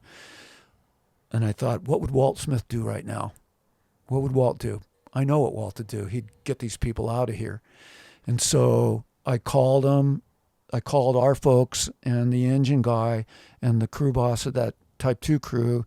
And I said, this is not an emergency, but there's a fire behavior emerging to the north of you up on the cliff, and it's not safe for us to be in there. So I'm telling you right now, it's not an emergency, but I want you all to go to your vehicles because I'm going to drive in there and meet up with you, and we're coming out. And so they all verified, and so I did. I drove in and met them, and there were a couple of people who looked pretty nervous and stuff, but they couldn't see what was going on. They couldn't see it at all from down in the canyon. Yeah. You couldn't see this column at all. Oh, man. And so I let them out, and I had been trying to call dispatch on both the cell phone and the radio. Nobody responded. Oh, no. Nobody would respond at all. Must have been busy. I found out later that they were absolutely overwhelmed, and they don't even remember hearing me call in. Whoa. So I thought, well, it's my decision, that we're gonna pull out of here. But safety first. We did have a law enforcement officer out there at where the road junction came in to stop people from driving in there. Oh, good. Yeah. So I stopped and talked to him and told him we're gonna go out just a little ways and we're just gonna stage, but your job now is to just not let anybody go up toward the trailhead at all. Yeah, not safe. They can go into where the houses are on the Canyon Creek side, but nobody goes into Blodgett Canyon, and he verified that. So just by coincidence, where I parked was right between Don Mackey's parents' home and the guy who was the forest wildlife biologist then. Oh, really? Yeah.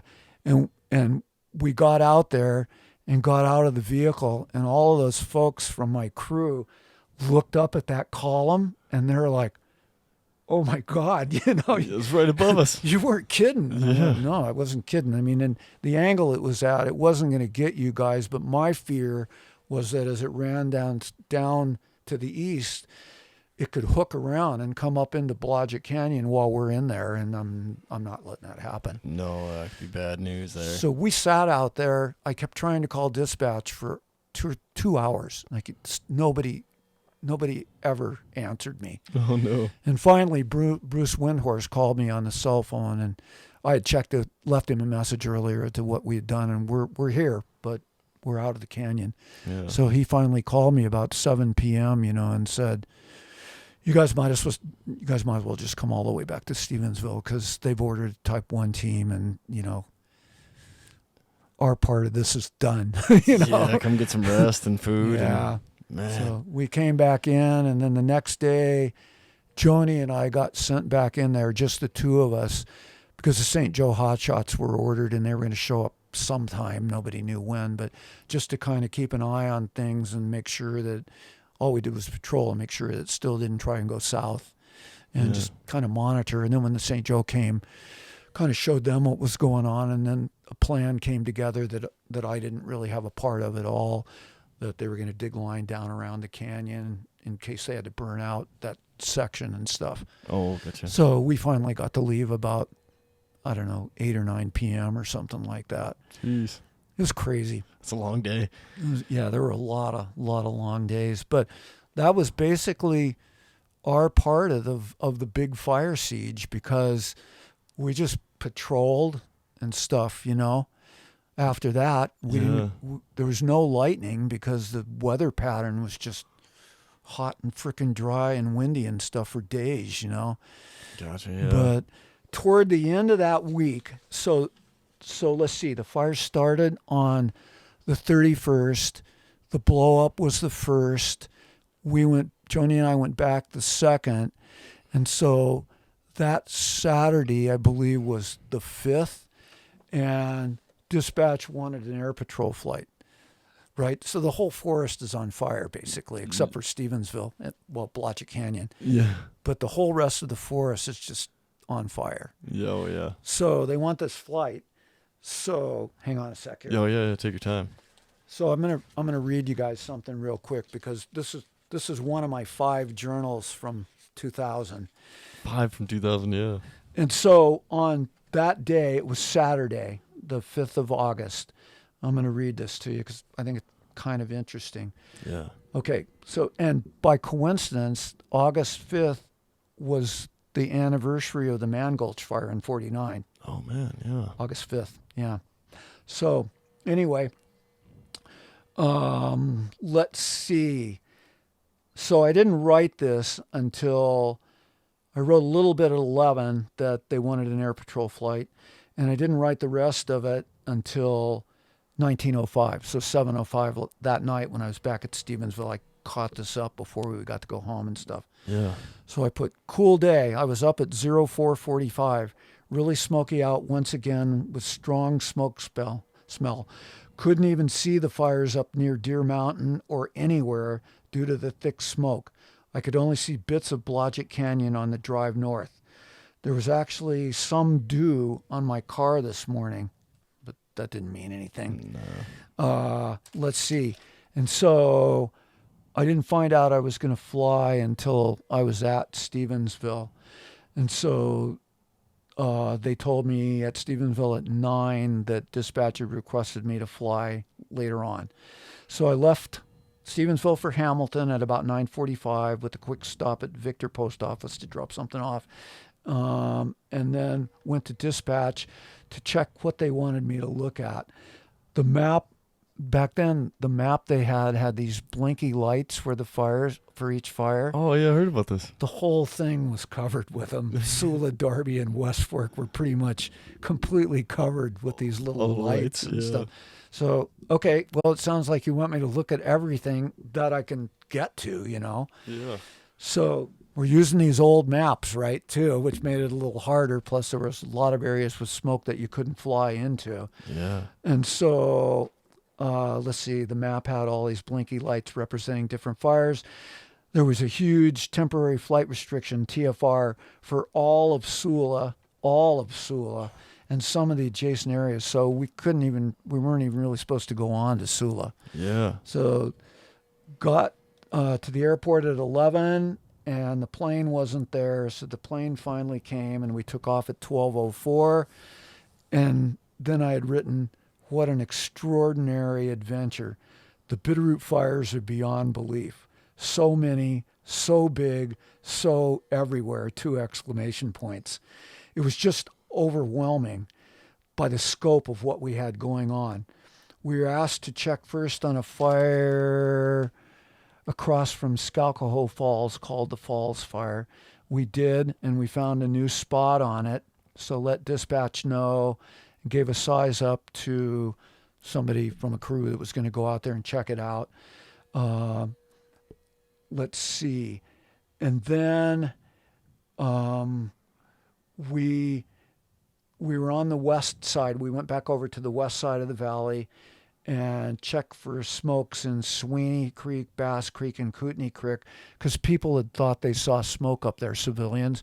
It was drift smoke from Blodgett. That's what it turned out being, was drift smoke from Blodgett. Yeah, it settles at night, right? Yep, and then it rose back out. Yep. So we never did find anything up there.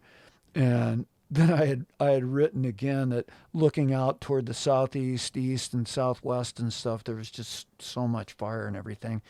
And I was totally blown away by the scope of what I was seeing.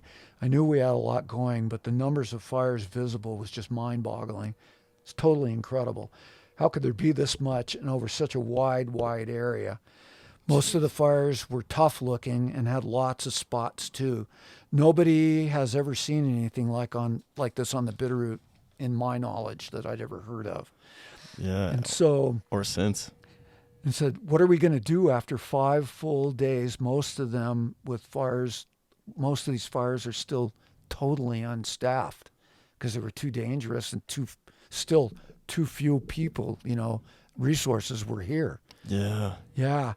So I checked on a fire up behind Saddle Mountain that Job Corps crew with Mike Pepion, who'd been a jumper in Missoula for a long time, and a guy named Mike Gilbert, who I'd known for a long time. Yeah. They had a crew out there, and they wanted me to come take a look and see what the big picture was and what I thought they might be able to do. So I found them, and it was like, I don't think you guys are going to do anything because that fire is starting to try and make a horseshoe around you. So they pulled out. They couldn't do it. Yeah. So then we checked out the West Fork fires next. We went out to a fire near Pickett Mountain, near Corner Creek, and on to the boiling Hamilton fire out behind Salmon Mountain and fires south of Spot Mountain. We checked in with Sarah Doring. Oh, yeah. Saren was out there with the jumper crew in Running Creek, which is way out in that country. Yeah. And we checked in with her just to see how things were going with her. And then we looked for some more fires out in there. And then when we came back toward the main valley, we came back in kind of north of Lake Como or around that area. Gotcha. And I had written in the afternoon after 1500 when we were coming back in, most of the Sula and Darby fires really started cooking and had big cumulus caps on the columns and stuff. Phenomenal stuff. I mean, it was crazy. That is crazy. It was crazy. And there was, like I say, there were just no people available. They couldn't IM. They were so big that, smoke chaser, 2 or 3 people weren't going to do anything. And some gnarly country, too. All that West Fork stuff. Holy cow. And even the backcountry in Darby, Sula, was just like, it was crazy. Yeah. So, yeah, I put my last entry for that day was how incredible it was to see the huge number of fires and how big they are, how amazing they are. And this mass of Bitteroot fires is probably the capstone event of our careers, locally anyway. Yeah, you still hear about it. You still see the scar, Yeah. So, man. So that was crazy stuff, and like I say, one of our guys went back in to retrieve our Mark III pump because there was no need for it to be in Blodgett anymore. And he stopped at the headquarters for the Type 1 team. This was just right about the 3rd day or so. And to tell them that the fire was moving slowly, but was making a move south toward Blodgett Creek, and that he felt it was probably going to jump across. Ron was just a fire crew member on the crew. He wasn't an overhead or anything and they just basically ignored him. Him. Well, it did. It jumped across the creek. Oh, no. And then there was this huge battle to try and keep it from burning up Canyon Creek. They used a lot of sky cranes. And then over that week after that, it burned to Mill Creek and crossed Mill Creek, burned out that whole face, and came out of Pinesdale and burned a bunch of homes and stuff like that. Oh, really? Yeah. Man. And by then there were some resources and stuff, and it made a run up toward Sheafman Creek. Sheafman Creek's interesting because it starts at a much higher elevation than all the rest of the Bitteroot Canyons on the west side. It starts way up high. Yeah. And the ridge on the south side of it, they used sky cranes to just bombard the upper part of that, top part of that ridge and the part on the south side of it to stop the spread of the fire. Yeah. And they did that all day long for 2 or 3 days. They did. They stopped it. That's awesome. There was a big investigation later about why was, a helicopter that cost God knows how many thousands of dollars per hour was being used to do something, why they were being used to do something like that. And the response here from the forest was, well, if we don't try it, this fire's probably going to run all the way to Missoula and burn the whole west side all the way. Yeah, absolutely. Especially in those dry conditions and the wind. And it probably would have, too. Yeah, it would have jumped Highway 12 and just kept rolling. Yeah, but they stopped it. They stopped it with the sky cranes. I mean, it worked. That's awesome, man. That'd be a show. Yeah. Seeing the sky cranes just pound it like that, It was pretty interesting to watch, yeah. Yeah. Yeah. And you can't get any bodies out in front of something like that, so. It was crazy. Yeah. And so then, the rest of the summer, those fires just kept getting bigger for quite a while. And then finally we had to evacuate Willow. Fire wasn't close, but it had jumped Scalcoho. And Deb that was up there, we had to bring her down just to, not have to worry about her being there. Or cut off or anything. But we didn't have the wrap materials to do anything. That's what I was gonna ask you. Yeah.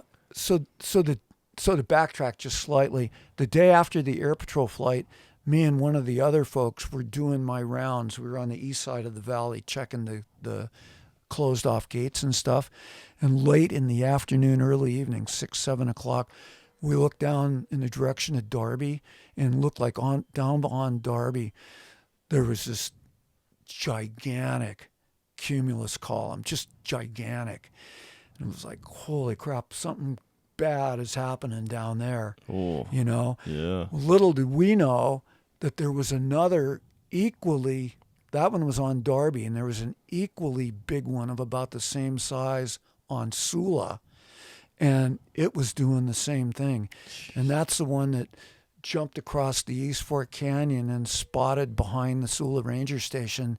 So Burhop and the folks that were at the station, and plus some auxiliary forces that were there, burned out behind the ranger station. Oh, wow. To keep it from burning up Sula. Could you imagine being there for that? Yeah. Holy cow, surrounded by fire. And that was the day that one of the other fires burned up Sula Peak. Oh, that same day? Yeah. Oh, and it was already wrapped. It had been wrapped, but a few days earlier. But the guess is we're pretty sure that it was one of the canyons leading up towards Sula Peak that you drive past when you take the road up to the lookout. Yeah. That it had just funneled up this narrow canyon, created a ton of wind, and got underneath the wrap, and it was gone. Yeah, like a blowtorch probably too. Yeah, blowtorched it and stuff. And about a week later, I got to drive up there after the fire wasn't doing anything in that area, and to look at it, and everything. Everything from the L4 had fallen into the base. It had fallen inward and just blowtorched the whole inside. And the storage batteries and stuff and different things in there that were made of metal. There were big pools of metal that had flowed out of the door of the lookout and everything. Yeah. It was really depressing looking. I bet. Was the alligator in there too? Just in the... Gone. Yeah. Gone. A puddle itself, You I guess. couldn't even tell. That was part of the metal it ran. You couldn't even tell what it was. Man, that's nuts. Yeah, it was crazy. Yeah. So finally rained and things calmed down a little bit, and then it reached the point where there were a lot of resources and containment was at least happening and stuff.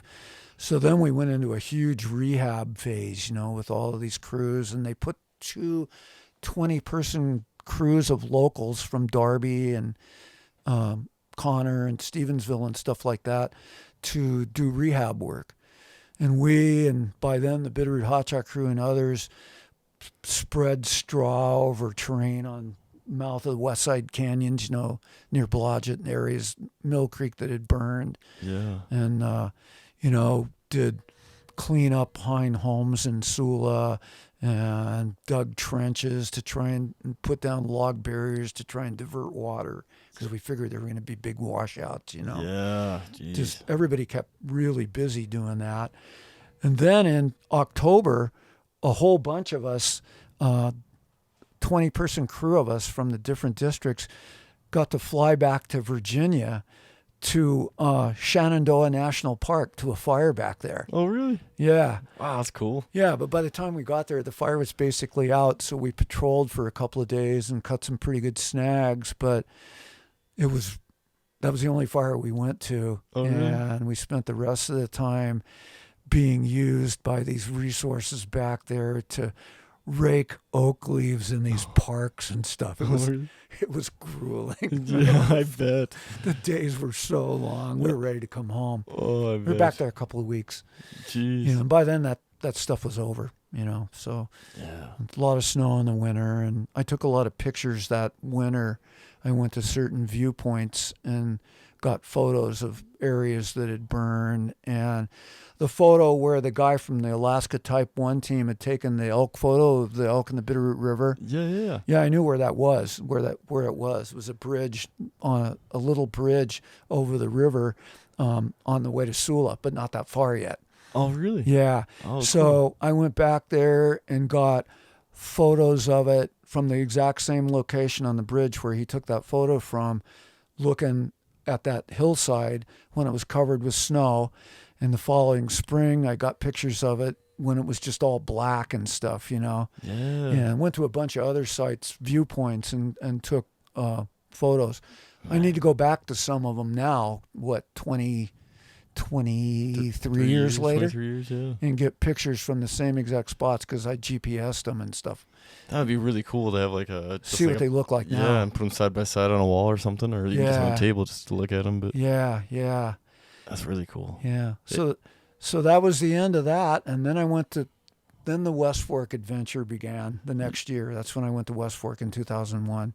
Yeah. For that season as prevention. Gotcha. And then one last question about 2000. Was there any other lookouts that got lost? Just the Sula Peak one? Only that one. Oh, wow. Yeah, some of the sites of former West Fork lookouts burned, but there weren't any lookouts there anymore. Yeah.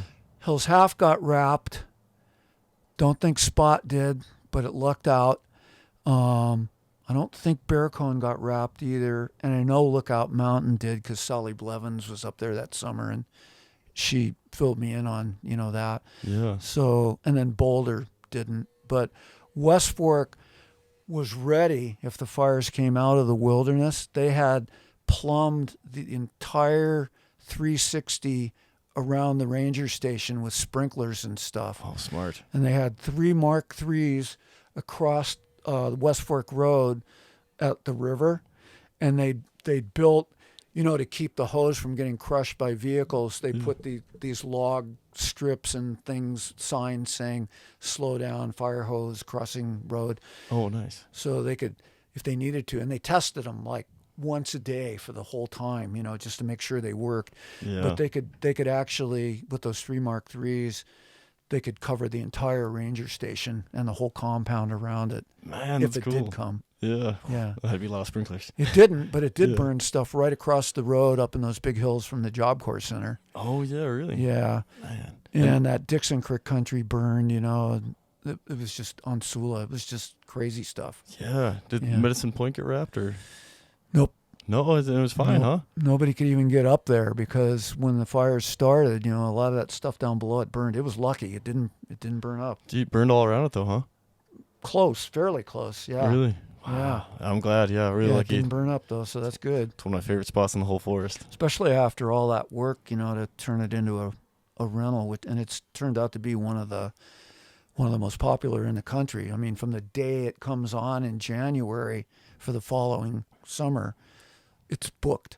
Yeah. Completely booked, every year. Man, and you know why? Because you were up there. I mean, that place, I only spent the one night there, me and my wife, and man, it was amazing. Yeah, it was a pretty magical first season getting to be up there for sure. Yeah. Yeah, it was a great start. Yeah. But, 2000, West Fork had some fires, not a real lot. We had 2001, you mean, right? 2001, yeah. Yeah, and that was when I first met all the West Fork lookout folks, because the guy that had been the lookout coordinator, so to speak, wasn't working there, wasn't left during the season. He wasn't there anymore. Oh, so I inherited that job. So that's when I met Mark and Rhett and Bear Cone Mark and, the people that were on, Bear Cone Mark, those 2 lookouts. And then Lookout Mountain was a different person, and nobody was on Boulder, of course. And so, when was Boulder last staffed, I guess? Oh, I think in maybe 83 or 4, somewhere in there. It's been a long time. Yeah. Man, that's a cool spot too. Yeah. But a lot of people used it for just, it was open, and it had friends like Blue Nose, and people would cut firewood and stay there, and they had all these log books that people would fill up. Yeah. And I had one of the guys on the West Fork crew bring them all down, put an empty one up there, but bring them all down in 2015 because I'm going to digitize them all. Oh, that'd be cool. Yeah. And then have somebody take them back up depending on what ends up happening with the lookout and stuff like that. But I wanted to make copies of it because there are all kinds of cool entries, where people it'd be like January 8th, had to hike up because of the snow, had to hike up all the way from the ranger station, didn't get to the lookout until 2:00 in the morning in a blizzard, stuff like that. Wow, can you imagine January? It had to be so cold. And people would go up there and snowshoe all the way to Boulder Point and stuff like that. I mean, crazy stuff. Yeah, that's what I heard. People loved it. People loved that place. It had a lot of friends that would go up and leave notes in this deal. Yeah. And whenever we'd take a crew hike up there, I'd always sign it. Oh, cool. And other folks from the crew would go up. They'd sign it and stuff like that. How long does it take to get up there from? It's not that far, really. It's about 3 miles from where the trailhead is up above the station, and you could drive to that point. But it's pretty steep, so that's what I kind of figured. Yeah. Yeah, it's not a long hike, but it's a steep hike. Yeah. Yeah. But so that's when I met all the lookouts. Cool. And didn't really help open them because they had opened, with this other guy. But then when he left, I helped resupply them and then close them at the end of the season. Yeah. And so that was the beginning of my doing that from then until last year. Yeah. Even though I'm not there anymore, I've still basically taken on that job as a volunteer to help do all of that stuff. Oh, that's awesome. Yeah. So the big event of 2001 for all of us on the forest basically was the labor fire on Labor Day on September 3rd when Dave Rendick was killed by a snag. He was a firefighter on Sula. Yeah, I remember hearing about that. Dave came to our district crew in 97 when I was there and discovered that his birthday was the same day as mine, June 30th. Oh, really? So in 97, June 30th, Dave turned 20 and I turned 51. But you know what? There was no age barrier whatsoever. Yeah. That kid was into fire first season. He was into it. He liked the outdoors. Despite that age difference, we had everything in common. Yeah. He was a snowboarder. I liked cross-country skiing and stuff. And then, over those next few years, we'd meet up in the winter and he said, I want to try cross-country skiing. So he'd go cross-country skiing with me over on the Anderson mountainside. And he took me snowboarding once. I never did. Well, I only went that one time and I never was any good. But we hiked all the way up Lost Trail on a day it was closed. We were the only ones there. Oh, cool. And he kind of showed me sort of how to do it, Yeah.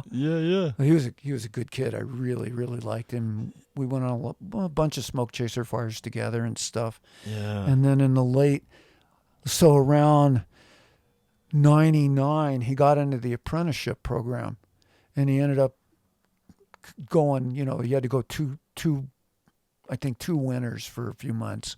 Yeah, the and academy. then if you did it, then you got an appointment. Yeah. So he came back to Sula as a GS5 with his first appointment and stuff like that. And he came out to a fire I had before Blodgett, Eagle Point, way up on the boundary with Rock Creek, east of Sula.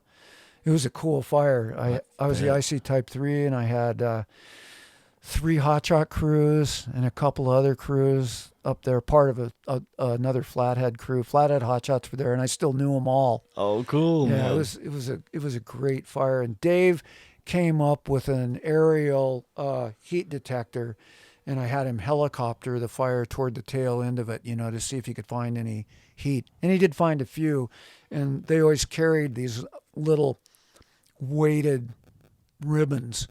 You could toss them out, and cool. So he'd give me a lat long of where they were, and then we'd have people go find them and stuff. And yeah, kind of like a streamer from the jump shit. And we found a few little smokes, but anyway, so he was good. He was getting really good and stuff. Yeah. So, I got to backtrack slightly. So in my entire career, there were probably, I could single out probably 4 events that were, I don't know how to say it, were the ones that were the most intense things that I was either involved with directly or knew about. One of them, a couple of them I've already talked about. One was 89 when I almost got killed by that snag on that smoke chaser fire. Almost impaled, right? In that black bear country out, blacktail, whatever, on Sula. Yeah. Or I mean on Darby. That was the first one. And the next one, of course, was South Canyon, knowing Mackie and the aftermath of, all of that, and knowing so many of the Missoula jumpers, Kevin Erickson and Sarah and all those folks from Missoula that were there. Yeah. And then the big one, the big one, other than South Canyon, was that labor fire where Dave got killed. It was a tiny little fire, got to West Fork that day because we were all working our day off because of the fire danger. Yeah. And could see that our engine was gone and some other vehicles. And they'd been there when we left the night before. Well, this fire had broken out. It was within the Lost Trail ski area, just to the right of the face, up near the top there. Oh, really? Little bitty thing, maybe an acre and a half, I don't know.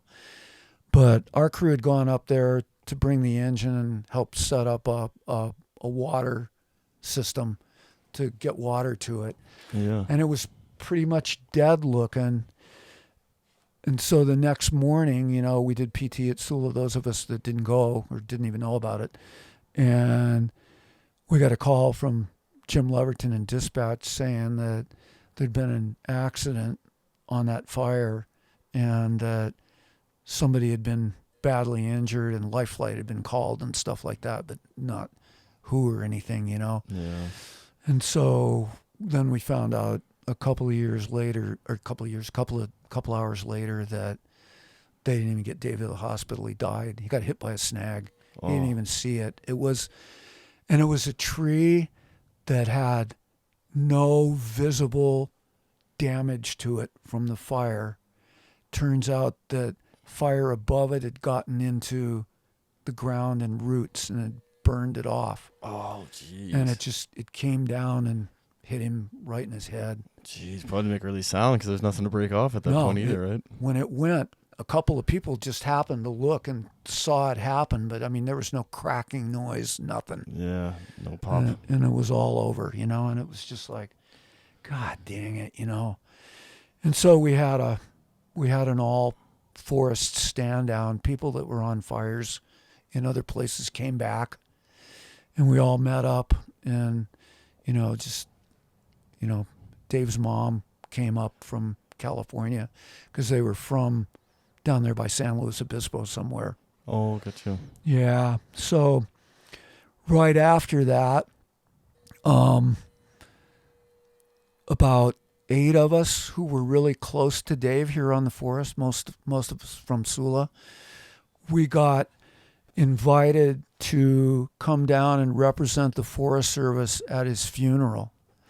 And, it was an all expenses paid thing. We were going to fly to Seattle and then fly down there. And we left Missoula probably about 7 a.m. our time, headed towards Seattle. It changed planes to head south. And I had just changed. We were in Washington, and there weren't that many people on the plane. It was a big one, but there weren't that many people on it.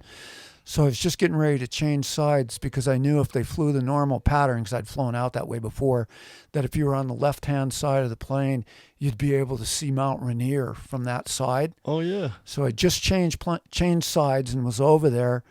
And all of a sudden, it was September 11th. All of a sudden, the plane just started to slowly veer off course in another direction.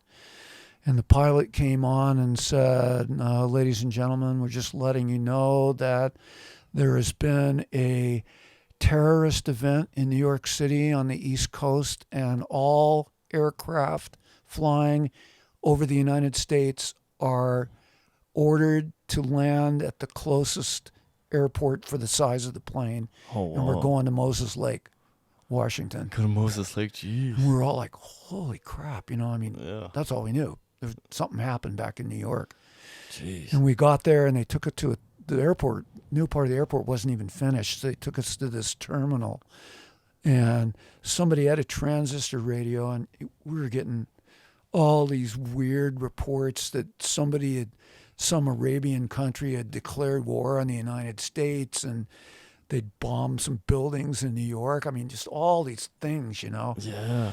We had no idea, really, for sure what was happening. No TV or anything? No, nothing at that terminal. And so we were there about an hour and a half, just they did bring in a huge plate of donuts and cold drinks and stuff for us and coffee, but we had no idea what was going on. So we had to call back to the Bitteroot and let them know that we were in Moses Lake. And their Bitteroot was like, yeah, we're going to, hate to do it, but we're going to cancel you guys going down there, and you're going to stay there tonight, and we'll have folks drive out there tomorrow morning to bring you back. Oh. And we were bummed, because we really wanted to represent the Bitteroot for Dave's mom and all that, Mm-hmm. So there was a nice motel thing right along Moses Lake, and they drove us to it.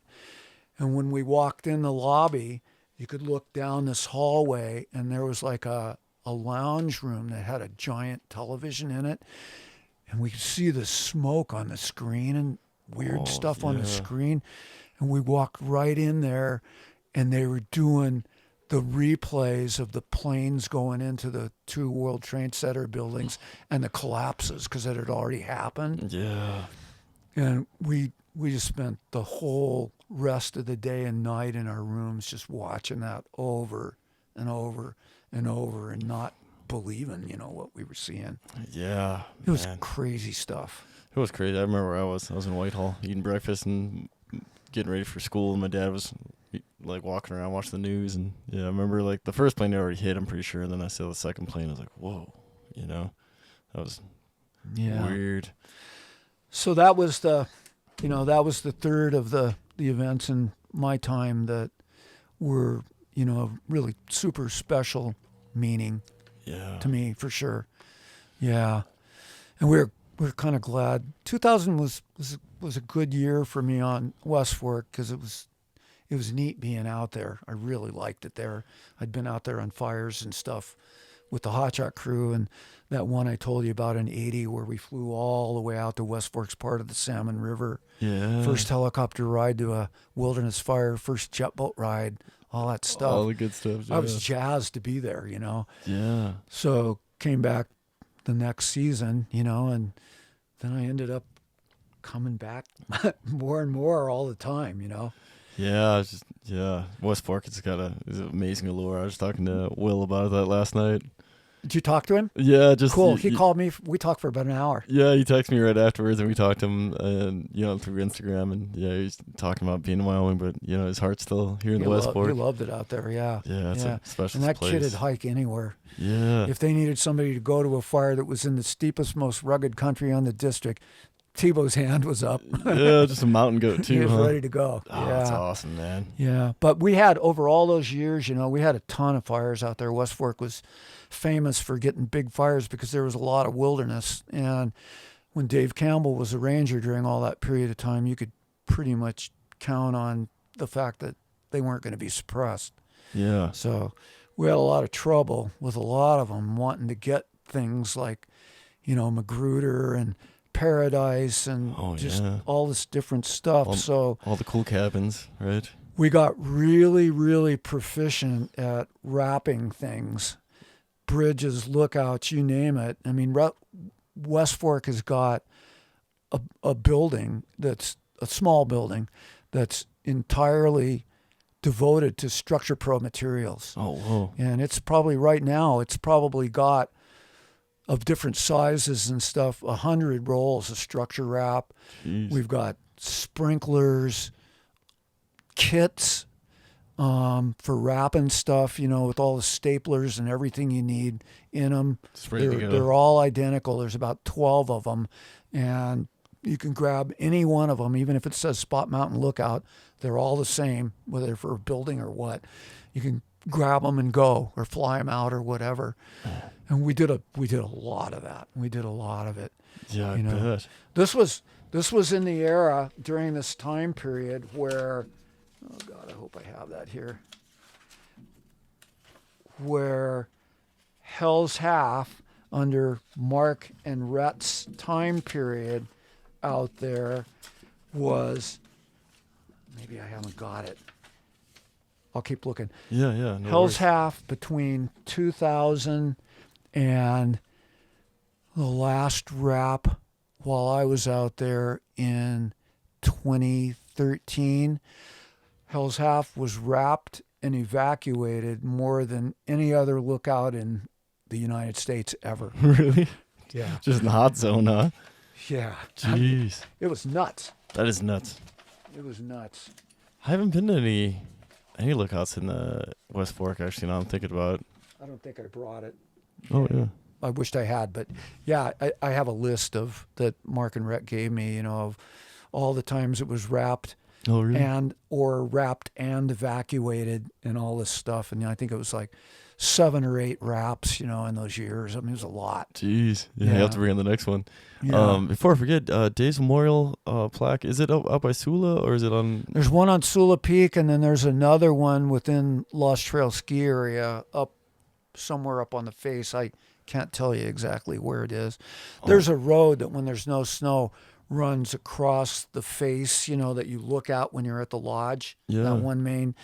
And if you drive up onto that road, you can just walk uphill from there, and it's up there on a big rock. Oh, gotcha. Yeah, I think I read the one on Sula.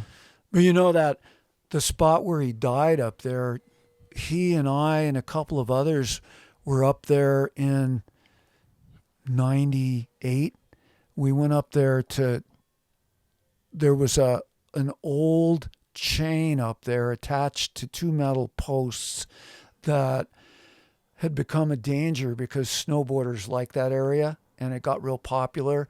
And the grassers were afraid that if it stayed there, that somebody was going to either crash into it or it would be under snow at knee level or something. And they'd die if they hit it, So we went up there to bust the chain loose, and then they were able to pull those posts out and stuff like that.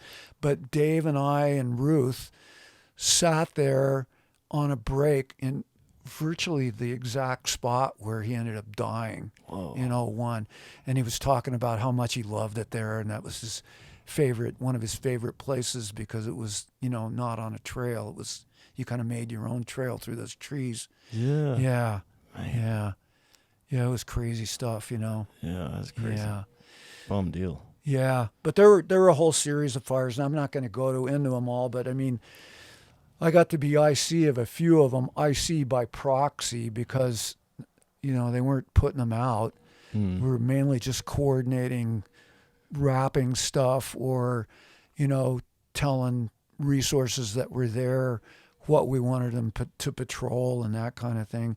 In 05, we had a series, we had like 40 wilderness fires going on at the same time 40. Out there in the Frank and the Selway. Jeez. Yeah.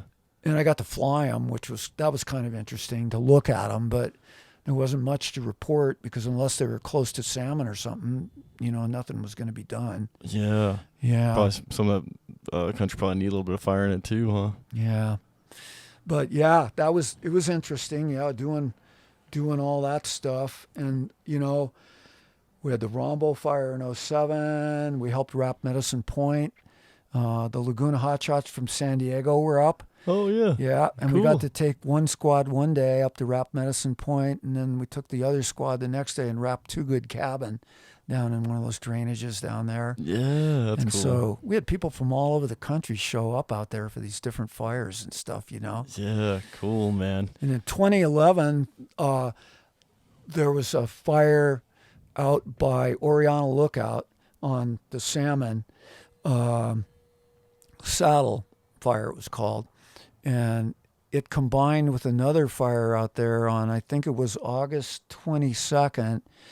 And Skylar and I were patrolling that day. Doug wanted us to drive the crossover road that went from Hughes Creek all the way over to Salt Creek and Johnson Creek, where this proposed mine thing might happen. Oh, gotcha.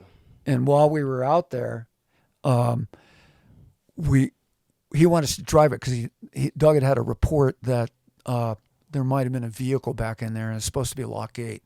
So we were supposed to go in and drive it and make sure there was nobody in there, lock it behind us, Yeah, yeah. And we got just a little ways up that road, and Skylar looked out to the west and went, Rene, look out there. And there was this huge column building out there. And we were like, holy crap, that fire must have taken off. We'd just been out there the day before when it went from 10 acres to 500 acres out on the salmon side, doing weather and stuff like that. And we knew it was just a matter of time. Yeah. And so that was the day that it got the wind, and it blew big time. Jeez. And we're standing there looking at it, and she's like, how big do you think it is? And I went, I don't know. It's kind of deceiving because it's a long way off, and I don't know where exactly that part of it is, if it's on us yet or not. So 500 acres, I don't know. This guy was like, I think it's bigger. Yeah. You might be right. I don't know. Yeah. And so she goes, look at your arm. She held her arm out, and we were getting ash where we were. Oh, whoa. It wasn't hot ash, but it was ash. Yeah. So we went back to the ranger station, and it blew onto us, and it did a 17,000 acre run in a 6-hour wind event. Oh man, that is hauling ass. And that night, the guy on one of the salmon lookouts took this photo of it at sunset. Oh man. Look at the size of that monster. At sunset too. Still eating like that. I have never seen a column that was that black. I mean, it was absolutely incredible. You put up like that in the evening too, usually stuff's starting to die down a little bit, He was on Stein Mountain lookout. Oh, Stein Mountain, huh? Yeah. If you know where to look when you drive over Lost Trail Pass headed toward Gibbonsville, you can see it way off in the distance. But you have to know what you're looking for before you'd see it. But it was a long way off. But yeah, so then West Fork was involved with that fire for a solid month. We had a team there, and the Mendocino Hot Shots came up. Oh, really? And a bunch of crews and stuff. And I got a gig on it. I was involved with the whole month, basically. I was a field line safety, but I was also basically a field observer. Okay. And so I spent probably 3 weeks of the month basically on this one viewpoint where I could see parts of the Wood Creek drainage big time for all the crew folks that were working down in there. Yeah. And so I'd spin weather for them and be their eyes because I knew where they were all working. And I'd check in with the West Fork lookouts further out. Lookout Mountain was obviously back behind, and she was a huge help with pinpointing spots to folks from the team. Oh, awesome, man. And she was right on. The stuff she told them where things were right on. Oh, such a big help. Yeah. And then the further out West Fork lookouts, Salmon, Hell's Half, basically those two, they were our weather eyes because we couldn't see the far horizon. Oh. So I'd check in with them at strategic times every day, especially if there was talk about maybe lightning or wind. And I had planned, I told all the crews and the folks who were working there, I'm going to do it on the work frequency that all of us are talking to one another on the fire on so that you can hear what they tell me. Yeah, smart. Yeah, and it worked out perfect because they'd tell us, they'd warn us if they thought something was coming or that it was imminent that it was. And after I thanked them, I'd call each of the crews and stuff up and go, did you copy that weather report? And so they thought that was cool. Yeah. Mendocino was really impressed by our fire organization. So we had the camp down at Scripps' Ranch up above Painted Rocks Lake. Oh, yeah. He let us use the site for free. Oh, cool. That's where all the tents and the logistic tents and all that stuff were. And I remember one morning we were all out there at daybreak. Sun wasn't even up yet. It was cold, even during August and stuff, real still down in there. And so we're all drinking coffee and trying to warm up, waiting for the briefing to happen this one morning. And in one direction, you could look down Scripps' field, and there was a herd of about 40 elk. And off in the other direction on the hills, you could hear wolves howling. Oh, whoa. And so the ops guy from the team, you know, he called a meeting together and he goes, Montana is so cool. We got elk in one direction and wolves howling in the other direction. What could be better, you know? Man, yeah, getting the full deal. Mendo was digging it. They were a great crew. We'd had problems with them way back in the day when I was on the Hot Shot crew. They were pretty adverse to Region 1 crews, you know. They were pretty strict and regimented and didn't like our freedom, I guess, you know. But new leadership, the guy that was in charge of them, the soup at this point in time was super good guy. Yeah. Really helpful. They helped all the Type 2 crews who were there, you know, helped line them out with different work that had to be done, and have their sawyers help train some of the Type 2 guys' sawyers, you know. Yeah. They were a perfect crew. They were just awesome to be there and everything. That's all. What year was that again? 2011? Huh? Was that 2011 you said? What year was that? This was 2011, yeah. 2011, yeah. I was just trying to see if my buddy Jeremy, who jumps out of Missoula, was on there. Jeremy Croker. I'll have to ask him. I don't remember. Yeah. Yeah, I don't know if he really stand out at that point, or if he was even with him, he might have been jumping already. Yeah, but they were a great crew. They were so helpful and everything, you know, and they were impressed with the fact that, so Kerry Taylor was out there. He was the AFMO at Darby then, and Kerry had been on the Hot Shot crew with me he was there actually before I got there, 84, and then we were all together 84, 5, 6, and 7 before he got a different job at Darby. Oh, yeah. And Justin Abbey was out there. Oh, he was one of the overhead, and he'd been on the Bitteroot Hot Shot crew, and I had. And so these Mendo guys, you know, they really liked that we, as some of the people that were in charge of these different parts of that fire, had a bunch of Hot Shot crew experience and stuff like that. They really liked that, you know. And when they worked up this one road that I had a viewpoint at where I spent so much time being eyes and everything. Yeah. And they'd stop by. Their soup would stop by anytime that he had to go back to camp, get some more fuel or do something or other, you know. He and his assistant would stop and talk to me, and they were like, this is the coolest place that we have ever been on a fire. And it is so cool that all you people that have Hot Shot crew experience, and a lot of it, are part of the team for this fire, you know. Yeah. And he said, you would never catch an AFMO on the Mendocino hiking around out on a fire doing stuff. There's no way. It just wouldn't happen. It's a different world. We really like the way you guys do stuff, you know, and that made us feel good.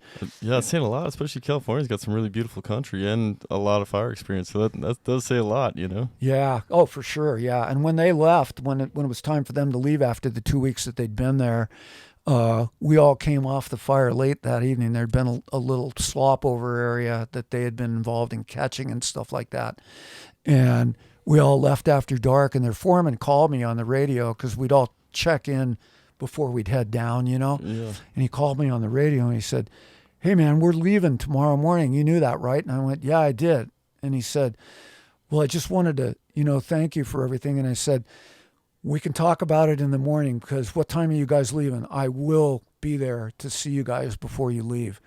And he told me when he thought that, well, it'll be after breakfast and after the briefing. So I said, I'll for sure be there, and don't leave without me finding, you know? Yeah. So I found them, and I said, when you guys check out and get ready to pull out in your buggies and stuff, I'll be down there. Call me on the radio because I want to talk to you guys.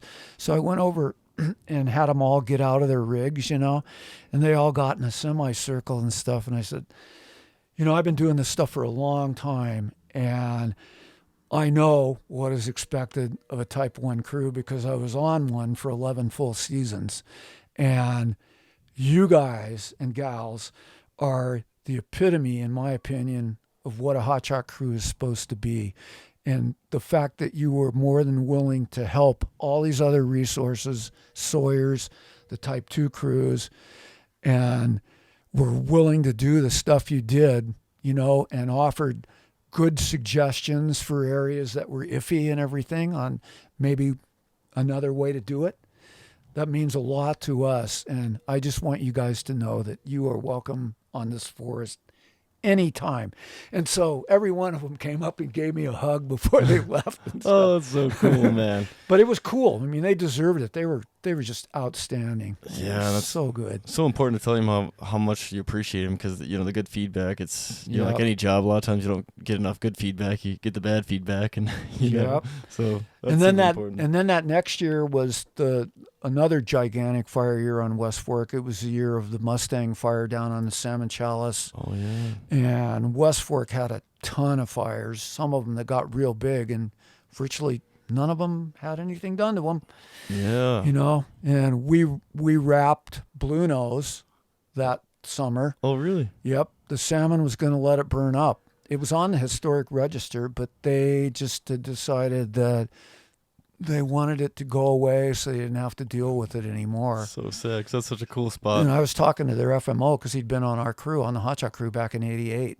It's 87 and 88 with me. And I said, well, we're not going to let that happen because we have the wrap material and we will wrap, West Fork will wrap Blue Nose. Yeah. And he said, do what you want. We're not going to do anything, So I called Mary Williams, who was the forest historian here, archaeologist and stuff, and told her, and she says, that's crazy. That lookout's on the register. Will you guys really wrap it? And I said, totally. I already checked with the FMO. They're into it. Yeah. And so she said, I'm going to call my counterpart down on the Salmon Chalice.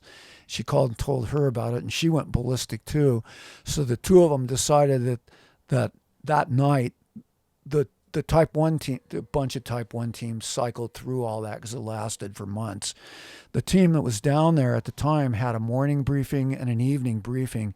And so they found out what time the evening briefing was there, and they went down there, and they spoke to the team, in front of everybody, and they went, that lookout's on the historic register, and it's going to be wrapped. Oh, and good. The West Fork, right over the hill, is willing to do the wrap. And the team didn't know anything about it. The IC was like, nobody's ever even mentioned that lookout because, the fire's not up there right now. Yeah, news. And we didn't know anything about it. And he said, it's a go. You tell West Fork to just let us know when they're going to be up there wrapping it, and to keep a list of all of the materials that they use. And after it's wrapped, have your representative, which was going to be me, call down to our logistics. We'll tip them off, call down to our logistics, and give them the complete list of the materials that you used, and we'll give you a P number, and you can go replace it all. Oh, cool. And that's what they did. Oh, that's awesome, man. Yeah, and it's spotted to within 30 feet of it. Really? Yeah, it didn't nuke up there, but, that lookout was bone dry because it's so old. That's what I was going to say, yeah. Yeah, and then we got to go up at the end and unwrap it too, which was cool. Yeah. Yeah, we did a lot of recon flights, and salmon got wrapped. Hell's Half got wrapped again, as I recall. Yeah. Spot didn't get wrapped. It got wrapped in 2005, though, during one of those big sieges and stuff. Yeah. Yeah. Bearcone didn't get wrapped, but some of them did. Oh, gotcha. And we did structure pro auto Magruder, set up pumps and sprinklers and on bridges and stuff. Yeah. Horse Heaven cabin got wrapped. Just all kinds of stuff. Yeah, it got wrapped again this last year, didn't it, Horse Heaven? Yeah, Skylar and I got to go out there and head that up. Oh, yeah. Cool, yeah. Yeah, so that year, that was Crandall Fire happened on West Fork 2 that year. And it was kind of a big nuisance. And then Mustang actually joined into it during the season. And then there were Nez fires that came on in that country down below Salmon Mountain. And so the Bitteroot boundary, the West Fork boundary, but the Bitteroot boundary from the far end of the West Fork where it joins the Nez all the way around to there's a stretch of the Payette that's along the other side of the Salmon River from us down there. Oh. So Nez, Payette, Salmon, the entire southern Bitteroot boundary with those forests all burned, 70 miles. Holy cow, man. Yeah. That's a lot. It was crazy. 70 miles, jeez. It was crazy, and we had our every morning when after they were doing the flights to map the fires from, up high, and then David Fox would get there early the next morning and he'd download all of those maps, and then in our or have you been in the dispatch office at West Fork? No, I've never been inside. Like Darby, we've got one of those huge maps on the wall, basically of the district. Oh, yeah, and David would redraw every morning the changes in these perimeters. I've got pictures of him doing that with my camera of that, and there's just these big different size circles of fire like all over this map, especially the wilderness part, but a lot of it that wasn't in the wilderness too. Jeez. It just ran crazy all summer, Yeah. Yeah. And then it finally by the end, the weather changed and stuff changed. And then the last big year out there in recent years, was the next year when we had the Gulpan fire. The Gulpan fire started on Gulpan Creek across the Selway from Hell's Half and down from Salmon a ways. And it was just a tiny little thing when I was off the day it started. Mark and Rhett found it from Hell's Half. Oh, gotcha. Tiny little wisp. And when I got home from going to Hamilton that day, I'd always flip on my computer, and I had an email from Mark and Rhett with a picture of this tiny little wisp of smoke. Yeah. I said, "Where's that?" And Gulpan fire. And I said, "Suppression or no?" And no for now, it said. So the next day when I got back out there, Campbell had already made the decision. Doug and Shane had folks ready to rock. Or actually, Shane wasn't there anymore then. Oh. He had a smoke chaser team ready to go. You could drive all the way to Kim Creek Saddle, and it was only about maybe a mile's less than that walk to get to it. And from the helicopter went out and looked at it, when it was tiny. It was tiny. 2 people could have put it out in an afternoon, probably without even needing any water. Oh, no. But Dave wouldn't let them put it out. Yeah. And so it just kind of percolated around for the rest of that week. Didn't really do a lot. Grew a little bit in size. And the following Sunday, I was flying air patrol, and I was on my way out there. I was just about to maybe 5 miles this side of Hell's Half going out to check it. And we couldn't see it from our location. And I knew that Jake Rao and Doug had hiked out that morning to take a look at, and they were out there, and they took a look around, and they said, it'd still be doable to catch it if we could get a crew out here or whatever. Yeah. But, they weren't going to get the permission. And so we're 5 miles from Hell's Half, and all of a sudden this big blast of smoke went up off that thing. Oh, man. And within the 10 minutes it took us to get out there, it was probably 200 acres. And in the half hour that we flew around it, it was probably 600 acres. Jeez. And so as soon as we got out there and I saw that column, I called on the frequency, to Doug, "Are you and Jake still down there? Because if you are, you definitely see what's happening." And he goes, No, thanks for checking on us, but we had already left that area and we're almost back to Kim Creek Saddle now. And I went, "Oh, good. That's good. I'm glad to hear that." Oh, couldn't be bad. Yeah. And then that thing burned for 2 months, and the FS Pro run that got done, like within that first couple of days, they're different. They run it through different dryness scenarios. Oh. But the one that took into account what the dryness was. It was a drought summer. What the dryness was at that point, July 15th or 18th or something like that. It was right around that when it started. With the dryness, and if the prevailing winds from westerly winds did what they normally do often during that time of year in the summer, that fire had the potential to run all the way into Montana and reach probably 40,000 acres. That's exactly what it did. Really? And that it would probably threaten Magruder and Hell's Half and potentially even Bear Cone over on this side. But the decision from the powers that be at the ranger station was that those FS Pro runs those runs are usually always wrong. No, not that time. We're going to let it do its thing. And it did its thing, man. Holy cow. So could have put it out with 2 to 3 people, and there were 250 out there, mainly just patrolling Magruder and the roads and stuff, cutting snags, and it jumped across the road that goes from Nez Peak or Nez Pass to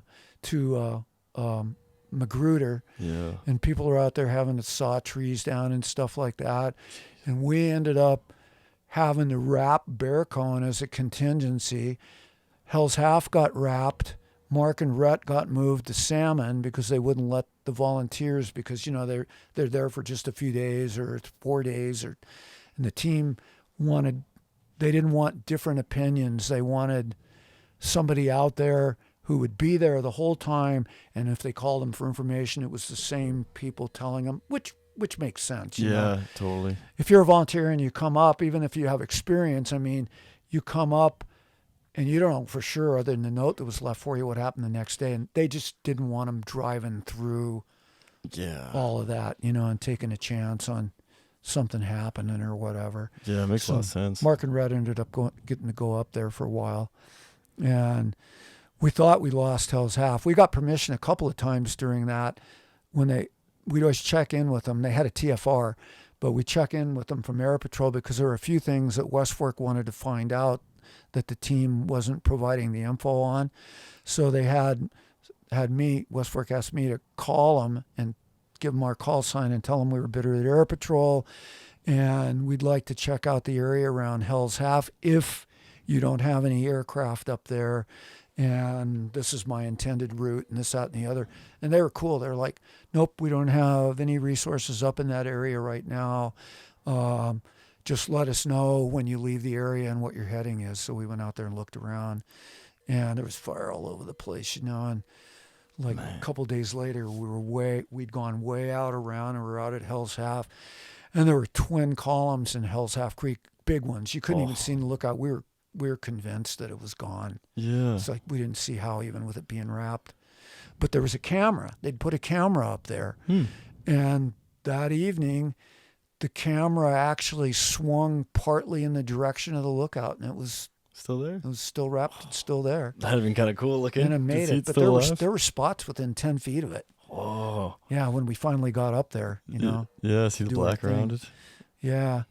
And then, we just spend tons of time out there in West Fork wrapping things and unwrapping things and rolling up miles of hose and refurbing all those Structure Pro kits and ordering more wrap, for our collection. And we figured too that since we did a lot of that and we had a lot of wrap, that if any of the other districts had a fire and needed some wrap, it'd save time because they could just get it to us. And then we could get the P number from them, and we could place whatever we used in the way of wrap or the foil tape that we used to fasten it together, or staplers, or any of the myriad of other parts of all of that equation. Yeah, and the knowledge of how to wrap, best way to wrap, all that good stuff. We even put on a couple of little wrap courses for people on the forest and stuff like that because we did it so often.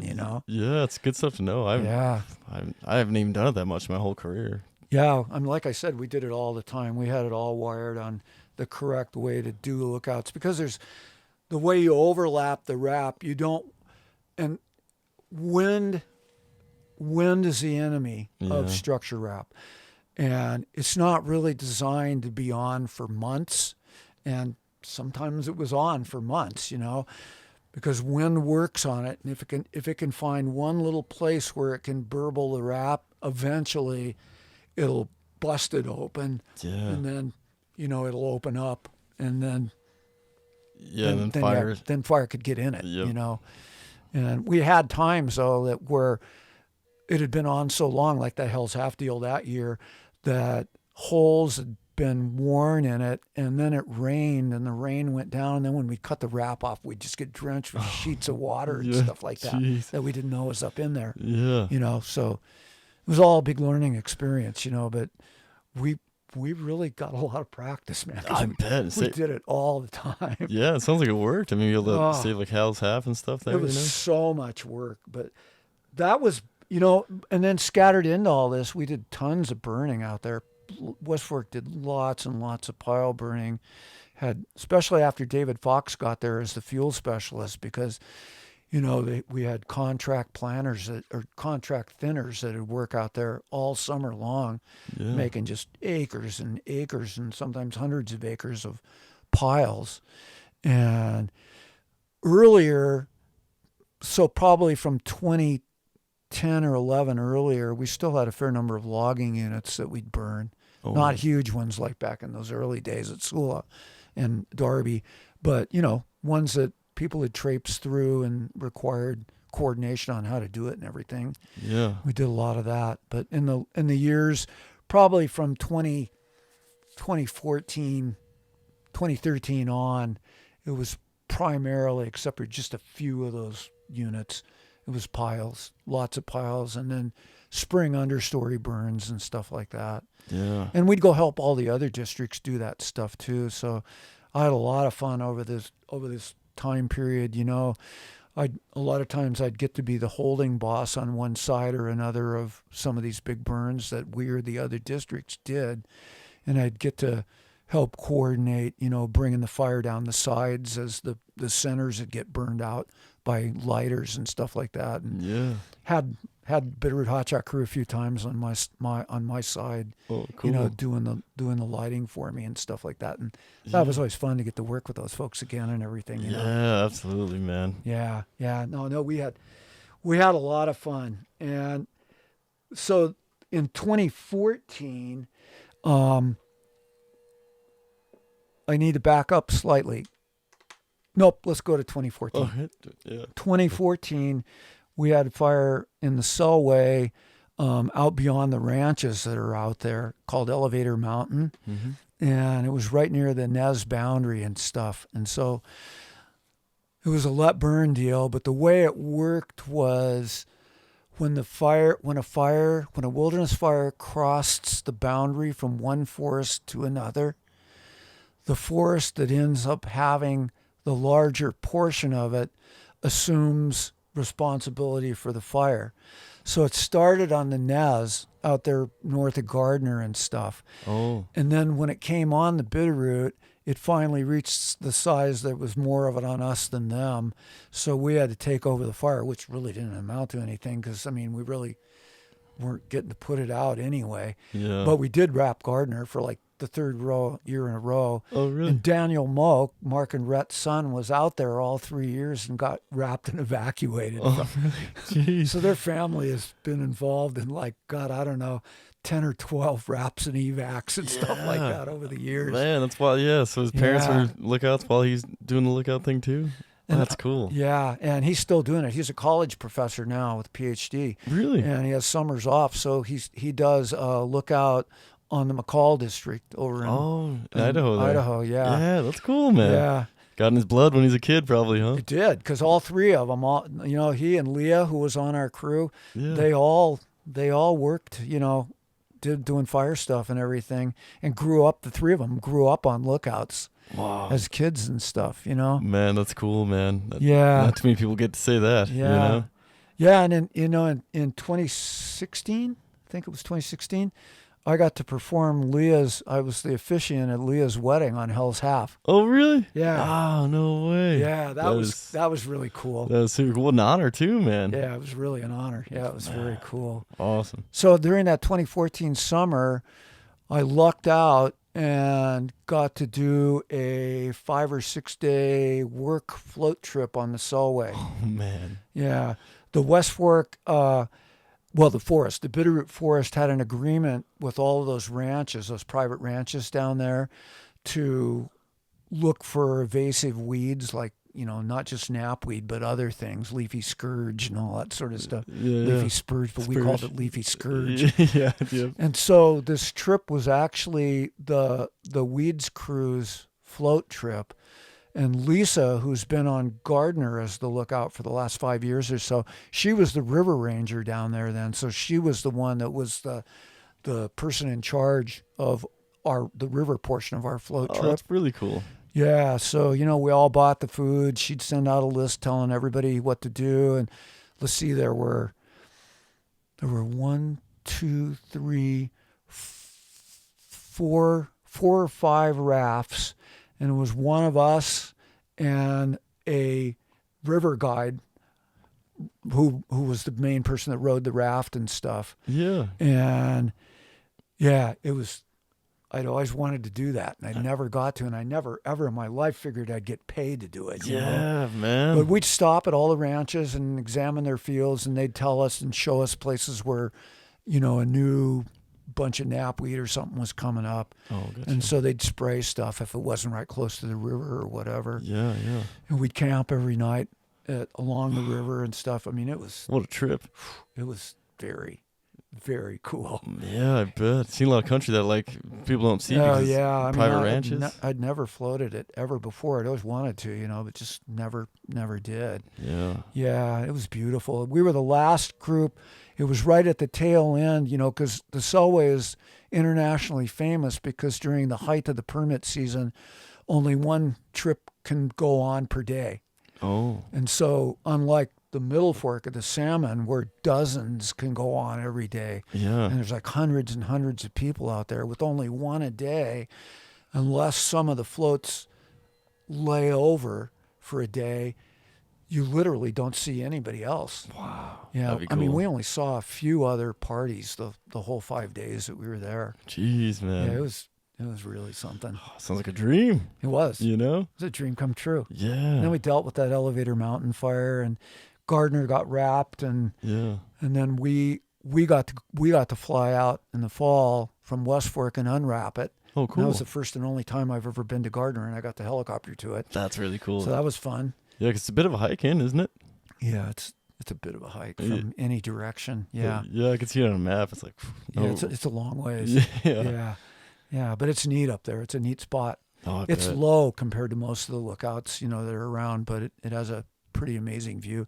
And it finds West Fork fires that spot, you know, has terrain that hides from them. Oh, yeah. Out to the north. So Gardner's found fires for us too. I was gonna say a couple of years ago they did. And last year, you know, she had me go look at a fire that was on our side of a ridge that she could see and confirm what it was. And then she saw smoke coming out of a lower drainage in Whitecap that went up over, and we found that one too. That's cool. So yeah, she's a big help. Yeah, Gardner's a big help, and technically Gardner is on the Bitteroot. Yeah, it's on our side. Yeah, it's on our side, but Nez has been in control of it for a long time. But yeah, it's cool that she's got frequencies for both, though. We always wanted to get it back. Yeah, I think it'd be cool. She's got one of our radios. We give her one of our handhelds every summer, and we did the same thing with Daniel, so that, you know, she can talk to folks on our frequency if she needs to and stuff like that too. Yeah, although they've got all the stuff programmed into the base radios anyway, but gotcha. It just makes it handier, you know. Easier, yeah. Yeah, because I heard her and the Mokes talking back and forth in the spot there, and then coordinating on the fire, and then she called into us, and, you know, like once in a while, like, it's always funny. It always catches me off guard because I forget, like, Gardner, you know? Yeah. So, you know, that takes it up pretty far, and you know, my last full season as a temporary, you know, was 2016, and I don't know, I kind of didn't want to stop really, but I thought Tina was going to retire then too down in San Diego, so I went ahead and did it. I probably would have toughed it out for 2 more because she decided that she was going to work for 2 more years down there, but in a way it turned out okay because I got to do a lot of really good air patrol flights those 2 years beyond, you know. Yeah. But yeah, 2016, and you know, West Fork was really cool about stuff. And I'll be honest with you, man. You know, when I stopped in 2016 that fall, I mean, I turned 70 on June 30th, and I still passed the pack test that year. That's awesome, but it man. was freaking those last 5 years or so before that. Feeling it. They were hard. Yeah. They were really hard because I just wasn't that fast anymore. I mean, I was still in good shape for my age, but let's be honest. Yeah, you look incredible. Being in good shape at 65 to 70 isn't the same as being in good shape at 25 or even 40, you know? Yeah, it's a bit of a pace, man. Like, everyone tries to downplay the pack test, but you got to be cruising. You got to hold it. West Fork was cool about it because I was valuable to them in a number of ways because I could assume the duty officer position if they needed somebody to have a break or whatever, you know, and they could trust me to do that. And I still went out and did stuff with the crew, but they didn't send me on fires that were like killer hikes to places, because it's just like, no, you don't need to do that anymore. Yeah. And not because you don't want to, but they agreed with me. You know, I said, the thing for me is, and I brought this up every year those last years, the thing for me is that I don't want to be a liability to the other firefighters on the crew, because I can't keep up with them. I could still get there, but I'm not going to get there at the same speed that they are. And that means I'm going to be hiking by myself, or else they have to go slow, and that might jeopardize what they can do on a fire. And I don't want that to happen. Yeah. And they're like, don't worry about that. You know, you're a good mentor to the kids, and, you know, there's some fires that you will go on, and you're still doing burning with us and everything. And, you know, that made me feel really good, that my value to them was enough that they were still happy that I was around, and they were willing to make allowances that I wasn't going to go on some killer hike fire, you know. Yeah, well, absolutely, man. Like, I mean, the whole force, I think, recognizes what a value you are because of the experience you've had. You know? Well, thanks. But I mean, that made me feel really good that I was still of value to them. Yeah, totally. Yeah.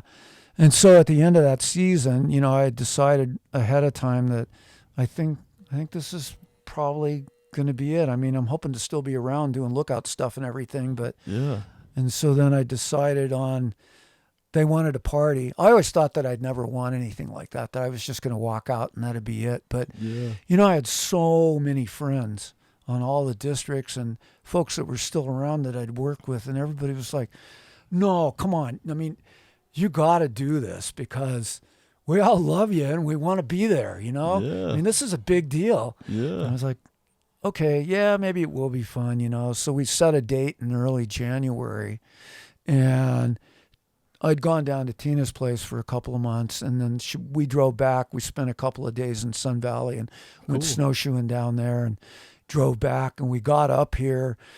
I think the party was on around the 6th of January at the clubhouse in Darby is where it was going to be. And it was really cold, and there was a lot of snow, and we got back, and the day of the evening of the party was supposed to start around 5, and it was like below zero. You know, I thought, shit, nobody's going to show up to this, and I don't blame them, you know.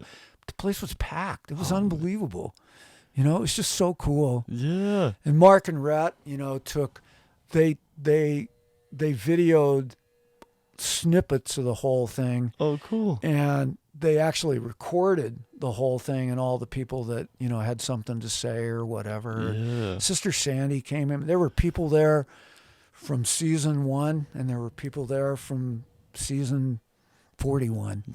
Yeah, from the whole gamut and stuff. It was really pretty freaking cool. That's so cool. I'm glad you did it, man. I'm too, because I didn't think I'd want to, you know, but it was really cool. It was really cool. A lot of cool cards, and they gave me everybody gets a Forrest belt buckle when they leave. I never thought I wanted one of those, really, but I got one. Yeah, it's like pretty cool to have now, huh? Yeah, it's pretty cool now, you know. And that's so special, man. some other cool photos, and, you know, just different things like that. And it was some of the salmon folks even drove all the way down in sub-zero temperatures in a snowstorm from Missoula to come to it, which was pretty freaking neat. Yeah, it's so special, man. And that's like why it's so special is the reunion, you know. What makes it so great, I guess, you know. Yeah. So that was basically the end of that. But I had made it known that if West Fork had let me, I still, as a volunteer, I still wanted to come in and help open and close all the West Fork lookouts and do all the stuff I'd done before. And they're like, yeah, man. Yeah, absolutely. Let's do it, you know? Yeah. And so that was the plan. And I'd let dispatch and everything know that if they'd let me, that I'd still like to fly air patrol and everything, you know? Yeah. And they were into that. So 2017, you know, I started doing recons of the West Fork lookouts ahead of time and helping and open, close them all, and, you know, resupplying. I'd got the horseback up to spot because Mark and Rhett were up there starting in 2017. Oh, yeah. So I got to do that a few times over the years. In 2015, I talked the forest engineer, Sean, into going up to take a look at Spot because it hadn't been staffed since like 2008. something like that, 09. It was getting pretty shabby. Yeah. And there was some rumblings, from different places of, well, maybe it's time to just burn it and get rid of it, No. But it's like, no, I think it's still okay. I think it just needs some work. So I talked West Fork in 2015 and letting me take engineer Sean and Mark Smith, who was the trail crew lead guy, up there. We went up in a snowstorm, and we got up there, and Sean looked over the whole thing, and he goes, it's pretty shabby, but there's nothing wrong with it structurally. It's still a good lookout. So just need a little TLC. So that talked Doug as the FMO and deciding to restaff it and let Mark and Rhett go up there. That is so awesome. And they've done so much work on it since. It looks just like it's brand new. We talked Mary Williams, who was the forest archaeologist. So when they were still at Hell's Half those last few years, we talked to her into letting us return it to the original white color that it was when it was built in 73 or 72. Oh, cool. Was it brown then? Actually, it was maybe a little bit earlier than that. Oh. Yeah, the whole lookout was white. Oh, cool. Yeah, and so was Spot when the lookout that's up there now was built. Oh, really? And so we talked them into letting us return Spot to its white color also. Cool. Did they make it brown or something? Was that what they Yeah, it got stained brown and stuff, and it was hell to get all that stain out of there and everything. But Mark and Rhett plugged away at it, and oh, cool. Yeah, and got it done. Yeah, I think white's a little nicer color. Yeah. Yeah, so that 2017 was a huge year. That was the year of the Lolo Peak fire and stuff up at the north end of the valley. Oh, yeah, I was on that one. We had a lot of stuff going on down here and did a lot of air patrol flights. I think I've got a thing that I'll tell you in a few minutes, but I did over 30 flights in 2017 and 18 over the course of the summer. Jeez. And in the latter part of the summer, we found a fire on a recon out there, on a flight out there in Eagle Creek that Spot couldn't see. Oh, man. And they had found one on Green Ridge, which is east of where the Eagle Creek is. But they could see that. Oh. And ended up being a couple of fires out a ways from the lookout that kind of percolated around for a bit. And Eagle was invisible to them, so we'd check it all the time. And then on this one particular day, we flew out there. It was pretty smoky, but we were able to safely thread our way out there because it looked like something was probably going to happen. Yeah. And we found two more fires that they couldn't see through the smoke from Spot on Green Ridge further out.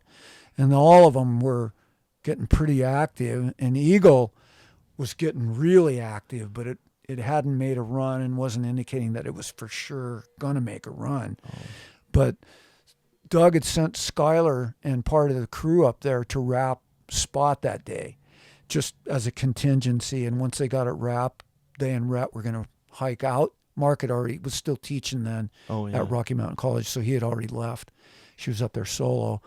And so when I got out there, they were there, and they had the lookout pretty much all wrapped. They weren't quite done, but they were working on it. And we went and looked at Eagle and those other fires and stuff. And I remember when I flew back over Spot and we were on our way out, I said, I'm not sure what Eagle is going to do, but you guys better keep your eyes open because it's hard to say what it might do because it might. Yeah. And so got back and landed at the airport and went into dispatch because that's where it was then, was still out at the airport. Kelly was the lead dispatcher then. Oh, yeah. And I walked in to get ready to do the flight payment stuff and everything. And she goes, Rene, come here. And I walked over to her computer. She said, Eagle blew up. And I was like, what, it did? Yeah. And I walked over there, and she showed me this picture that Skylar had sent to Doug. Because she got cell phone service on her iPhone from up there. Oh, gotcha. That Skylar had sent to Doug, and Doug had sent to Kelly. And I was like, oh, my God, Yeah. Well, this is the picture. I talked Gary Weber that fall into putting Skylar's picture on the cover of the Lookout Network magazine. Yeah. Oh, whoa.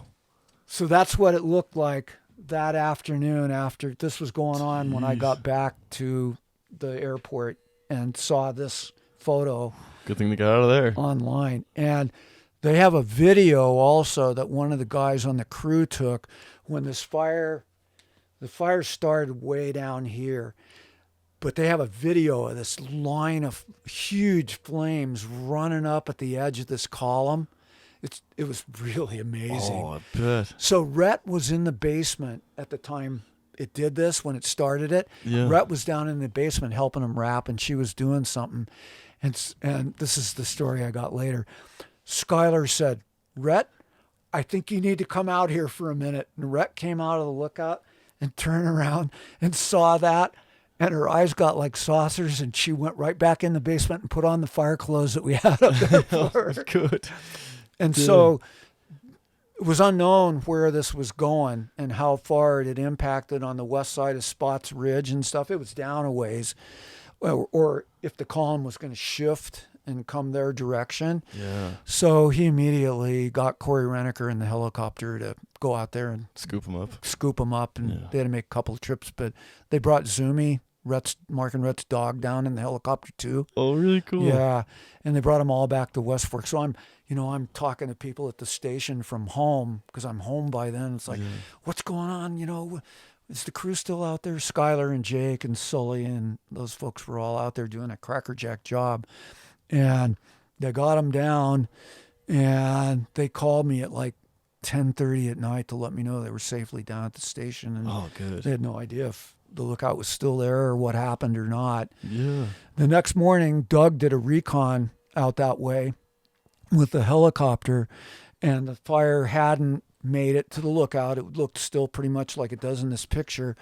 And so since it had burnt all that strip down below, it kind of nuked out the spring area too and everything. So it was only about 3/4 of a mile or something like that, maybe down from the tower. Jeez. And the tower had different fires around it in 05 and stuff that had partially, fireproof portions of it. Okay. So it probably would have been impact from embers falling more than anything. And so when he left there, he decided to swing across the Selway because he got a real short view over toward Gardner, and it looked like there was fire there.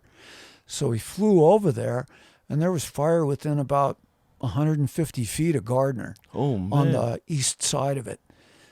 Yeah. Jeez. So he called back the station and told Skylar and her folks to get ready, because they were safely going to be able to fly back and finish the wrap on spot.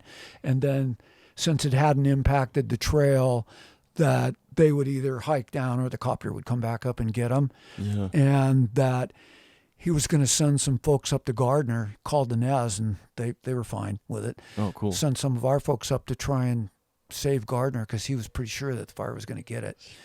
So Jake Rao and Dustin Strayer, who works over here with the road crew now. Oh, yeah. He and Dustin and a couple of others of our folks got flown up to Gardner, and the wrap was supposed to come up in a sling net shortly after. Well, the smoke closed in, and they couldn't bring it up. Oh, jeez. So they were just like, oh, well, hell, I don't know. We'll have to just, and by now it was like within, 70 feet of the lookout on that side and everything.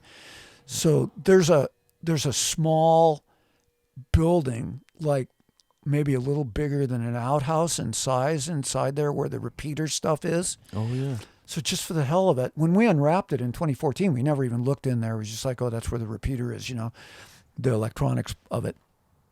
Jake looked in there, and there was a bunch of wrap and staplers and stuff in there. Oh, man. So they did what they could. The first thing they did, though, was the only fuel close to the lookout was super dry grass, that was about probably 18, 20 inches tall. Yeah. And so he and Dustin and the crew did some really quick scratch line, and then they fired it out. Oh, smart. And it because of the wind, the way it was perfect. They were able to burn it down to nothing, but they went ahead and used what wrap they had. Didn't have enough to do everything, but they got the roof and the bulk of it, Yeah, catwalk probably. And figured that with what they'd done, that it was probably going to be okay. Oh, good. And it was. Yeah. It ended up being okay. That's awesome. Yeah. So they saved it. Yeah, huge. Yeah. And then, we're getting pretty much to the bulk of the end of this stuff, because that was 2017, 2018, and then 19, 20, 21, and last year I helped open and close all the West Fork lookouts once again, and ended up just doing a lot of air patrol stuff, during those years. Yeah. West Fork didn't have any more giant fires during that time period. They had one that was pretty close to Boulder Point in 2017 or 18 that Tebow and the folks that were new that year got to go to. Oh, nice. And then they had scattered ones in different places. Doug kind of took a different philosophy. I had seen how things went during the Dave Campbell years and anything. And I mean, there's no mandate that you have to let every wilderness fire burn. No.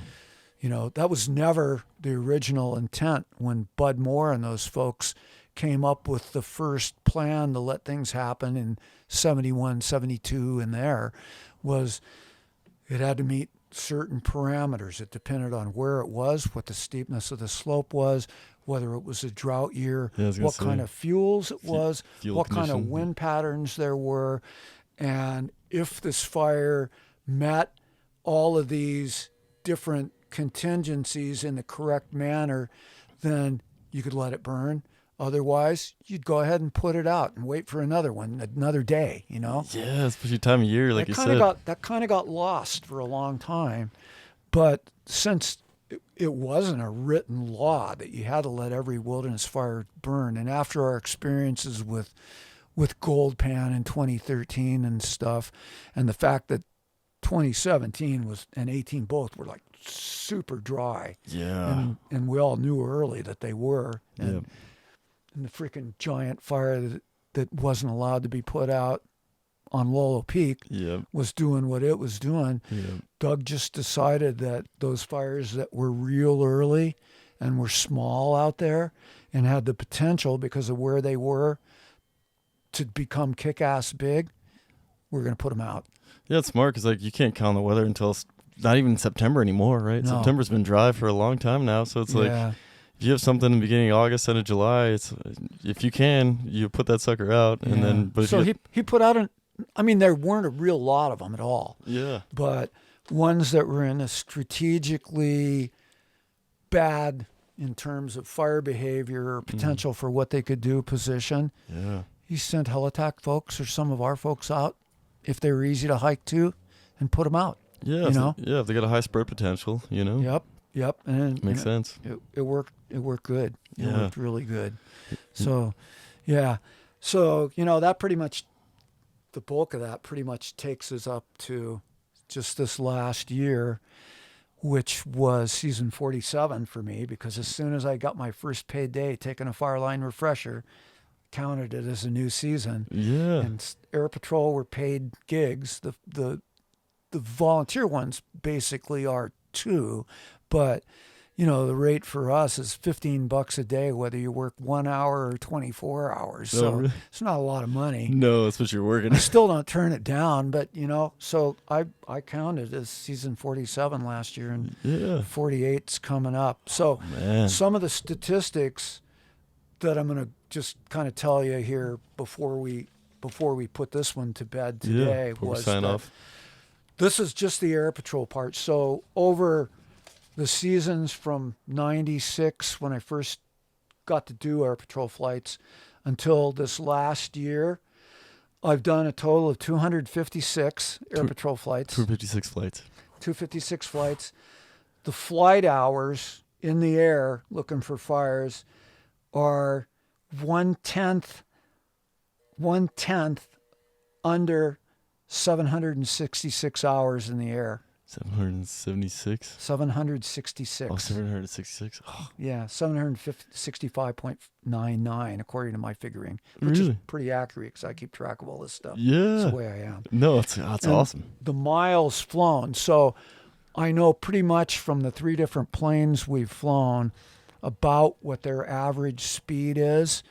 you know, straight and level on these flights because I talked to the pilots and stuff. So basically, knowing that and the number of hours in the air and the fact that you have to allow some speed and time differences when you're circling fires and things like that, that my mileage over the forest in those years is 87,581. Jeez, that's nuts, man. That's a lot. That is a lot. That's a lot. 87,000. Real lot. Yeah. Jeez. And I flew with some really incredible pilots and stuff too. I bet. How many different pilots? Oh, probably total. Delbert flew a lot for a lot of those years. He flew the plane himself, but probably at least 10 or 12 different ones. Jeez. You know? That's a lot of pilots, yeah. The thing that we got to do this last year that was cool and different was that Delbert decided to retire and fold Western Montana Aviation at the end of 2021 season. Oh. So he wasn't going to do air patrol in 22. So Choice Aviation out at the airport got the contracts for Bitteroot Air Patrol, for Lolo Air Patrol, and for the BBRD. Oh, wow. So all the flights for those forests emanate out of Hamilton. That's cool. Yeah. And so you might get some other flights? Kurt did all of the Lolo flights. He did them all. And they had a bunch last summer. We only had 9 here, but I did all 9 of the Bitteroot flights. Oh, cool. And on 3 of those days, I got to do 3 BBRD flights. Oh, really? Not the whole forest, but just portions of it that they were concerned about. Big hole in Phillipsburg. We learned that if you fly the whole BBRD, the combined forest is so huge that it takes, even if you don't find a fire, it would take you 5.5 hours just to fly around the forest, the perimeter of it. I bet it's huge. And if you found fires and you were going to have to do more, you have to land either in Dillon or Butte to refuel. Jeez. We didn't have to do that because we did the stretch. We would cut across the 3 I went on. And thank God that Megan and the other pilot that did Bitteroot flights and did the BBRD flights, they'd both done that for a few years, so they knew where everything was. I mean, I had the scrolling flight map for that forest, but I'd never actually been there other than our part of the Pintlers, you know? Yeah. So the ones we did for, all 3 flights, but then in addition on the third one, we'd cross Stevensville, kind of like north of Willow, and head out to their side. And then we'd fly out to Georgetown Lake and go north of it and circle that country and come back down and back over and do their part of the Pintlers. And then we'd fly back onto the Bitteroot and land. Oh, cool. But on the third one, we did that exact same thing. We never did find any fires on those flights, but man, it was some spectacular new country that I've never seen in the northern part of the Pintler Wilderness that is really cool that I'd never been in. Yeah, I've never seen it. But on that last flight, we got to fly the Beaverhead Range too. Yeah. West of the Big Hole. Yeah. And all the times over the last many years, in 74 since I've lived here, every time I've driven through the Big Hole, it's like those mountains are freaking cool. I wonder what they look like from the air. Well, I finally got to fly it and see it. Oh, really? They're spectacular. Yeah. And most all of those drainages, big drainages, have anywhere from 2 to 4 or more lakes in them, and they're on shelves at different levels on the way up. Oh, wow. And the last time we flew out there was in August this last summer, and I remember a couple of those drainages, the highest lake of that bunch would be the smallest. Oh, and really? It would be right at the granite with just a few trees around it, and a couple of them still had a big snow area that was coming down into the lake, the top lake. That is super cool. Really cool. We went all the way down to the far end, then turned around. So going south, I was on that side observing, and coming back, the pilot was on that side and I was on the other side. So I got to look way out over the Big Hole, Oh, cool. And you could see all these jillions of black dots on these ranches, which were the big cattle herds and everything. Yeah. It's cool. It was so cool. Yeah, it's beautiful country there, man. It was amazing. Yeah, so that's the air patrol part of this whole equation. Yeah. And then just for the hell of it, the other part that I don't think I did outline before for you was the total fires that I actually ended up being on from 76 through 2016, because I didn't go online any after that. Yeah. During those years, so those 41 seasons, was 331, which probably isn't a lot in some places. I know lots of those folks that work down in the Southwest on desert fires, they get a lot of fires because they're just going all the time, you know. But you got to consider that a lot of these fires, well, 165 of them were Bitteroot Hot Shot crew fires. Yeah. And a lot of those fires were a month in duration and stuff like that. So large fires. Some of those 331, a lot of those 331 were, you know, 3 weeks, a month long. Campaign fires. Like so they were campaign fires for sure. So some of the other stuff that I kept track of, in 88, I managed to work 100 straight days without having to take a day off. 100 straight days, jeez. You couldn't do that anymore. No, they'd find you. Because, you know, when we'd come back, I was the timekeeper for the crew, for the Hot Shot crew. Oh, yeah. And when we'd come back, the crew would be off, but time had to be turned in. Yeah. Because we already knew that we were going to leave the second that we got back. You know, we'd referred the rigs before people left for their 2 days off or whatever. Mm-hmm. And the second we got back, we were going to have another dispatch. So I had to do time. So I wouldn't necessarily be there all day of those days, but since I was there, it still counted as a work day. Yeah, you know? totally. And then there was a 68 straight in 03, a 64 straight in 05, and in 2011, the year of that saddle fire, there was a 39 straight. Jeez. So, you know, that's kind of cool stuff. Yeah, really cool, man. In my opinion. Yeah, I think so too. Total overtime during 76 through 2016 was 17,880.75. 17,000, jeez. That's a big number.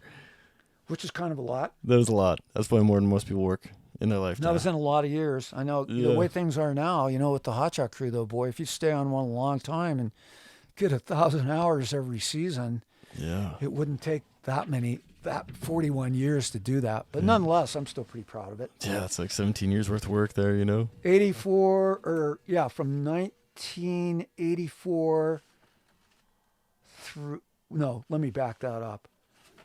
I'm not saying that right. Yeah. Well, I didn't say 17 years of work would be like 1,000-hour season every season. Whew, that'd be a lot. So from 84 through 2016, I worked 27 of 33 4th of Julys. Yeah. So most of them. Most of them, yeah. Yeah, most of them, which was kind of cool too. Yeah. I think this last year was one of my first 4th of Julys off in a long time. Yeah. Trips to West Fork lookouts. Yeah. I've only, from then to now, from 2001 to now, I mean, I know that I probably went to each of them at least 4 or 5 times every season and stuff. And so I'm figuring that I've been to West Fork lookouts probably around 400 times over these past 20 whatever years from 2001 till now. That's amazing. I haven't been to any of them yet, so. Man, yeah. I got some trips to do. You know, those were the stats. And then at the end of the season, we're almost done, folks. At the end of every season in my journal, on the last day, I would always do some final entry, and I'd try to do it the same evening of my last day of the season, but sometimes it'd be the next day or whatever, you know, depending on how tired I was. Yeah. But this is pretty typical of what I would write, and this is the one from 1992 when I was in the Hot Shot crew. Like I say, I still do this even to this day. I do it every year. That's awesome. So our last day, the squad leaders, we got to work a little longer than the crew did to put stuff away and do this, that, and the other. Mm-hmm. So I wrote this on November 3rd, which was a Tuesday in 1992, Hot Shot crew year. Yeah. I wrote this at 23:30, so 11:30 p.m. 22 degrees outside, a clear sky with a half moon, snow on the ground, Ralph Vaughan Williams' composition, The Lark Ascending, is playing on CD. It's a really beautiful classical that I really love. Yeah. I'm in a reflective, contemplative mood, right where I like to be mentally and emotionally for this last entry of the season, the end of something and the beginning of whatever's next. How many times have I been here? How many more times will I be so lucky to be involved with this wonderful crew? Oh, that's awesome. And then it's a big entry, and I talked about some of the fires we had on the Hot Shot crew that year, and I'd made a comment that this was the year of the chainsaw because we had an amazing, we always did, but we had a really crackerjack Hot Shot chainsaw squad that year. Oh yeah. And they'd cut some amazing trees and stuff like that over all these fires. And so I'd given a little kudos to them. And I ended it with, as always, it's the people who make it special. The togetherness and teamwork are a joy to behold.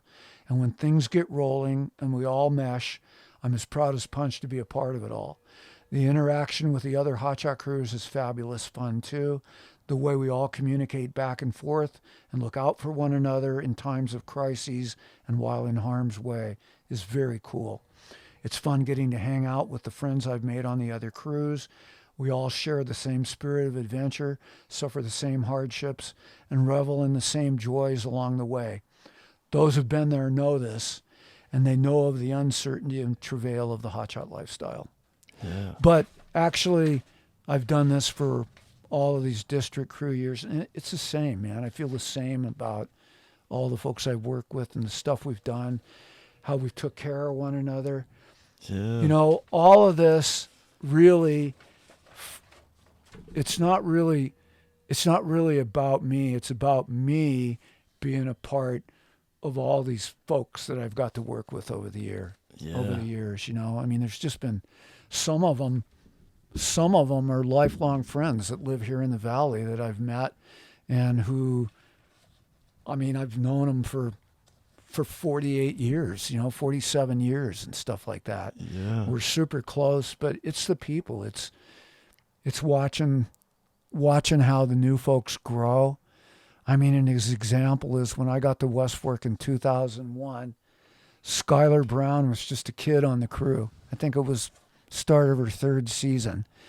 And I got to watch her grow from just a kid on the crew to running West Fork's hand crew, become an amazingly competent, wonderful, excellent, skilled firefighter and move her way up the ladder and stuff, Yeah. Makes me pretty proud that I got to be one of the people that kind of helped her learn her craft in those early years. Yeah. And she learned the lessons real good.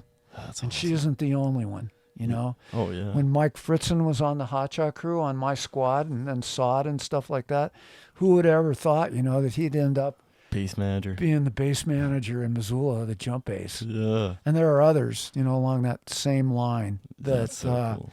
It's been really fun watching them grow. They were willing to move and go do things, and that's the way it worked. I didn't want to do that. Like I said before, when I moved to this valley, I found what I wanted, and I just, even to get an appointment, I wasn't going to go away. Yeah. This is where I wanted to live, and I'm glad I did it. It worked out. For me, it worked out great. Yeah. Yeah. Amazing story doing that too. Yeah. You found your slice of heaven. All the incredible places that I've gotten to go on fires, both here and in all different kinds of places cross country. Never got to go to Alaska, but I did get to go to northern Alberta, so I got to experience tundra and black spruce and all that stuff. So I kind of know what it's like. It's just not the same that I didn't get to go to Alaska. Yeah, that's and similar. Bitteroot's been, since I left the crew, they've gone a lot. They've gone a number of times up there. Yeah. And they've gone to Canada at least maybe once or twice also. Oh, really? Yeah. But, it's the people. Mm-hmm. It's always the people getting to work and do the cool stuff that we get to do. Absolutely. Yeah.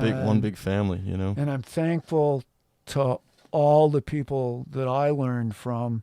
Jim Crockett, Jim Leverton on the Hot Shot crew in the beginning, Bill Miller, who was my soup in the beginning, a lot of people on the districts, that had been there before me, FMOs, Kurt McChesney on West Fork, and, just all of these folks that I learned stuff from, and that I and all of my cohorts over the years got to work together, and just all the cool stuff we got to do is, man, it's pretty freaking neat. It's really cool. Yeah, I just relive it. Well, when you're telling your stories too, I relive some of my stories. But it's you can't do this all alone.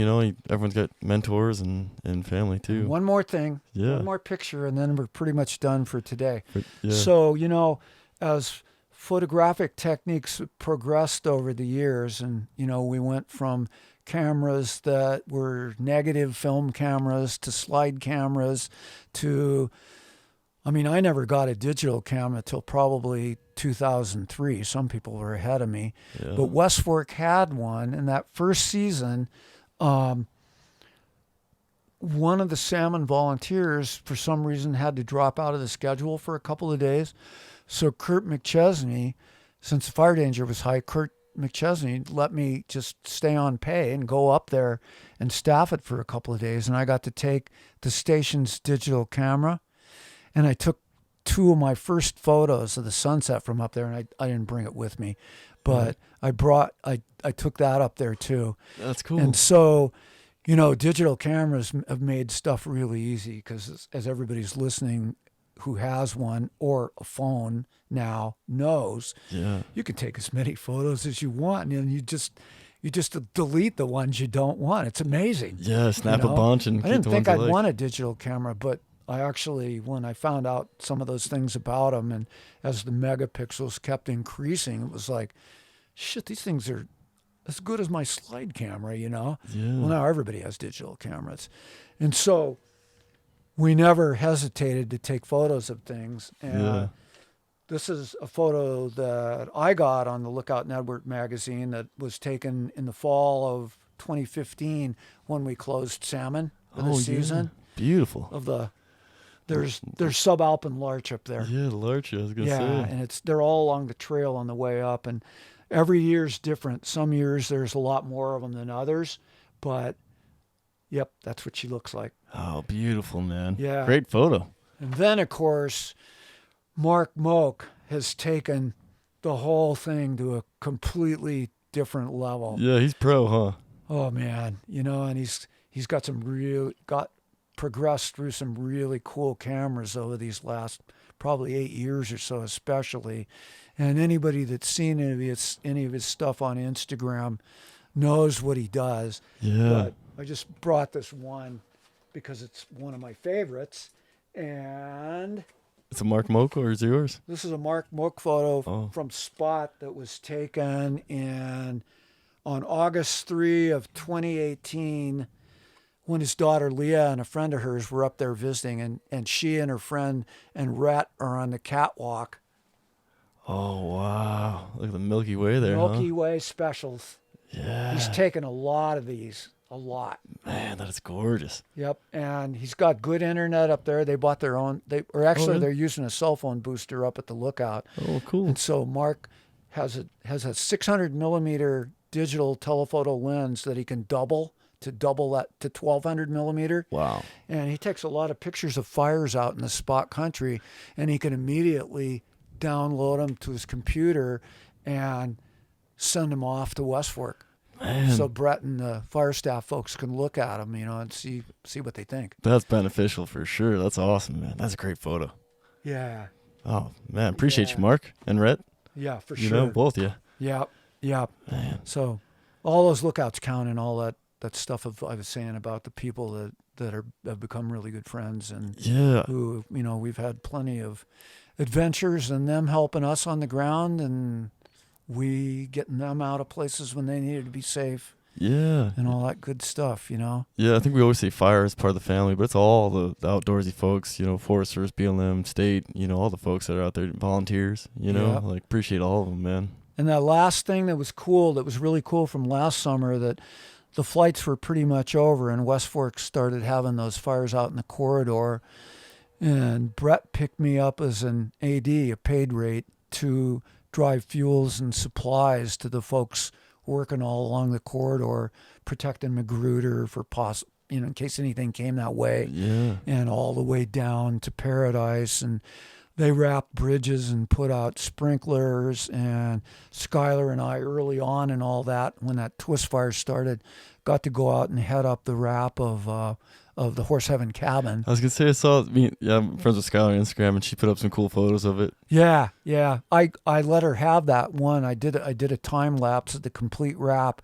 It took us, I think, 4 hours, and it compressed into 35 seconds or something. Yeah, I think she put that on Instagram. She did. She put it on. That was cool, man. Yeah. So we got to do that, and then I got to spend a whole month driving supplies, gas and diesel and equipment, pumps. Sometimes pulled the trailer.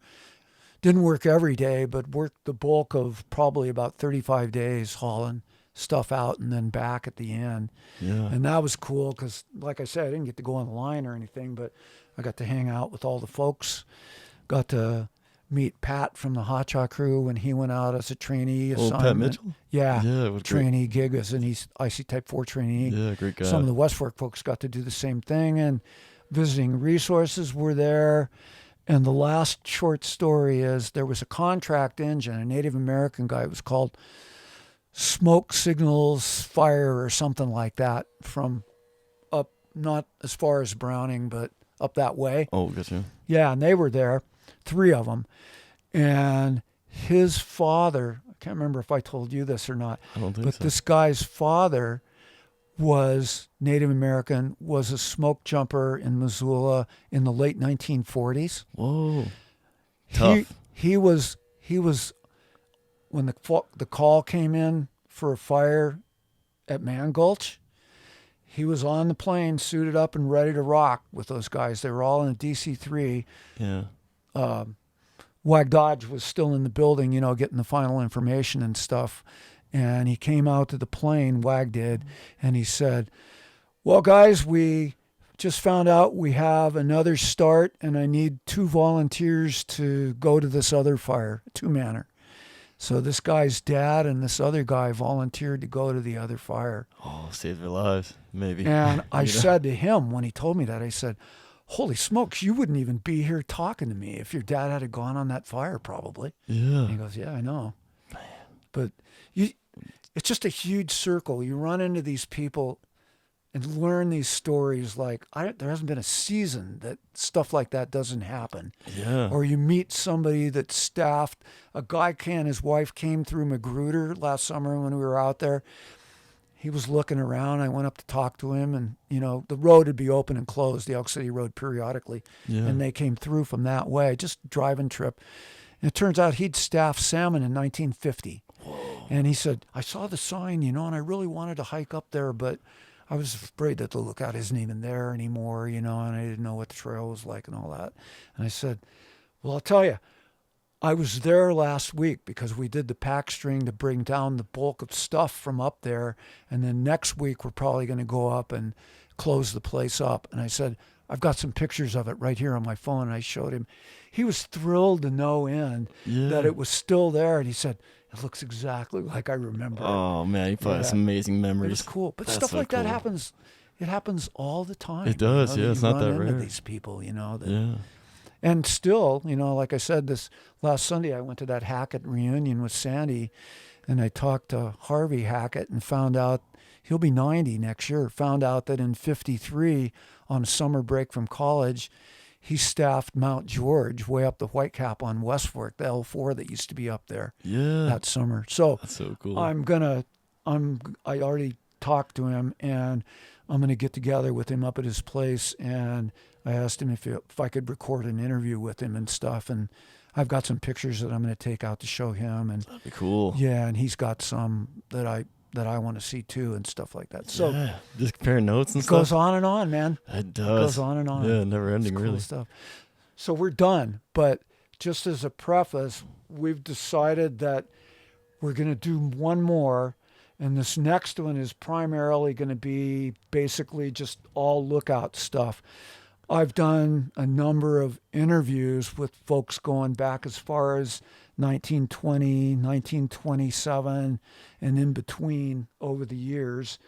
And I'm going to bring some of the materials related to that, and we can just talk about and read some excerpts from the things that they told me and stuff like that. So that'll be awesome, man. Finally, we'll do an all. The Lookout podcast will be all Lookouts next time. Yeah, that'll be cool. I'm looking forward to it, and I hope everyone else is too. And I want to throw a teaser out there, because last time I talked to you, you said you had a letter from Norm MacLean. Was that right? I do, and I will bring those. So we could talk about that too. So a little teaser for folks to tune in the next one too.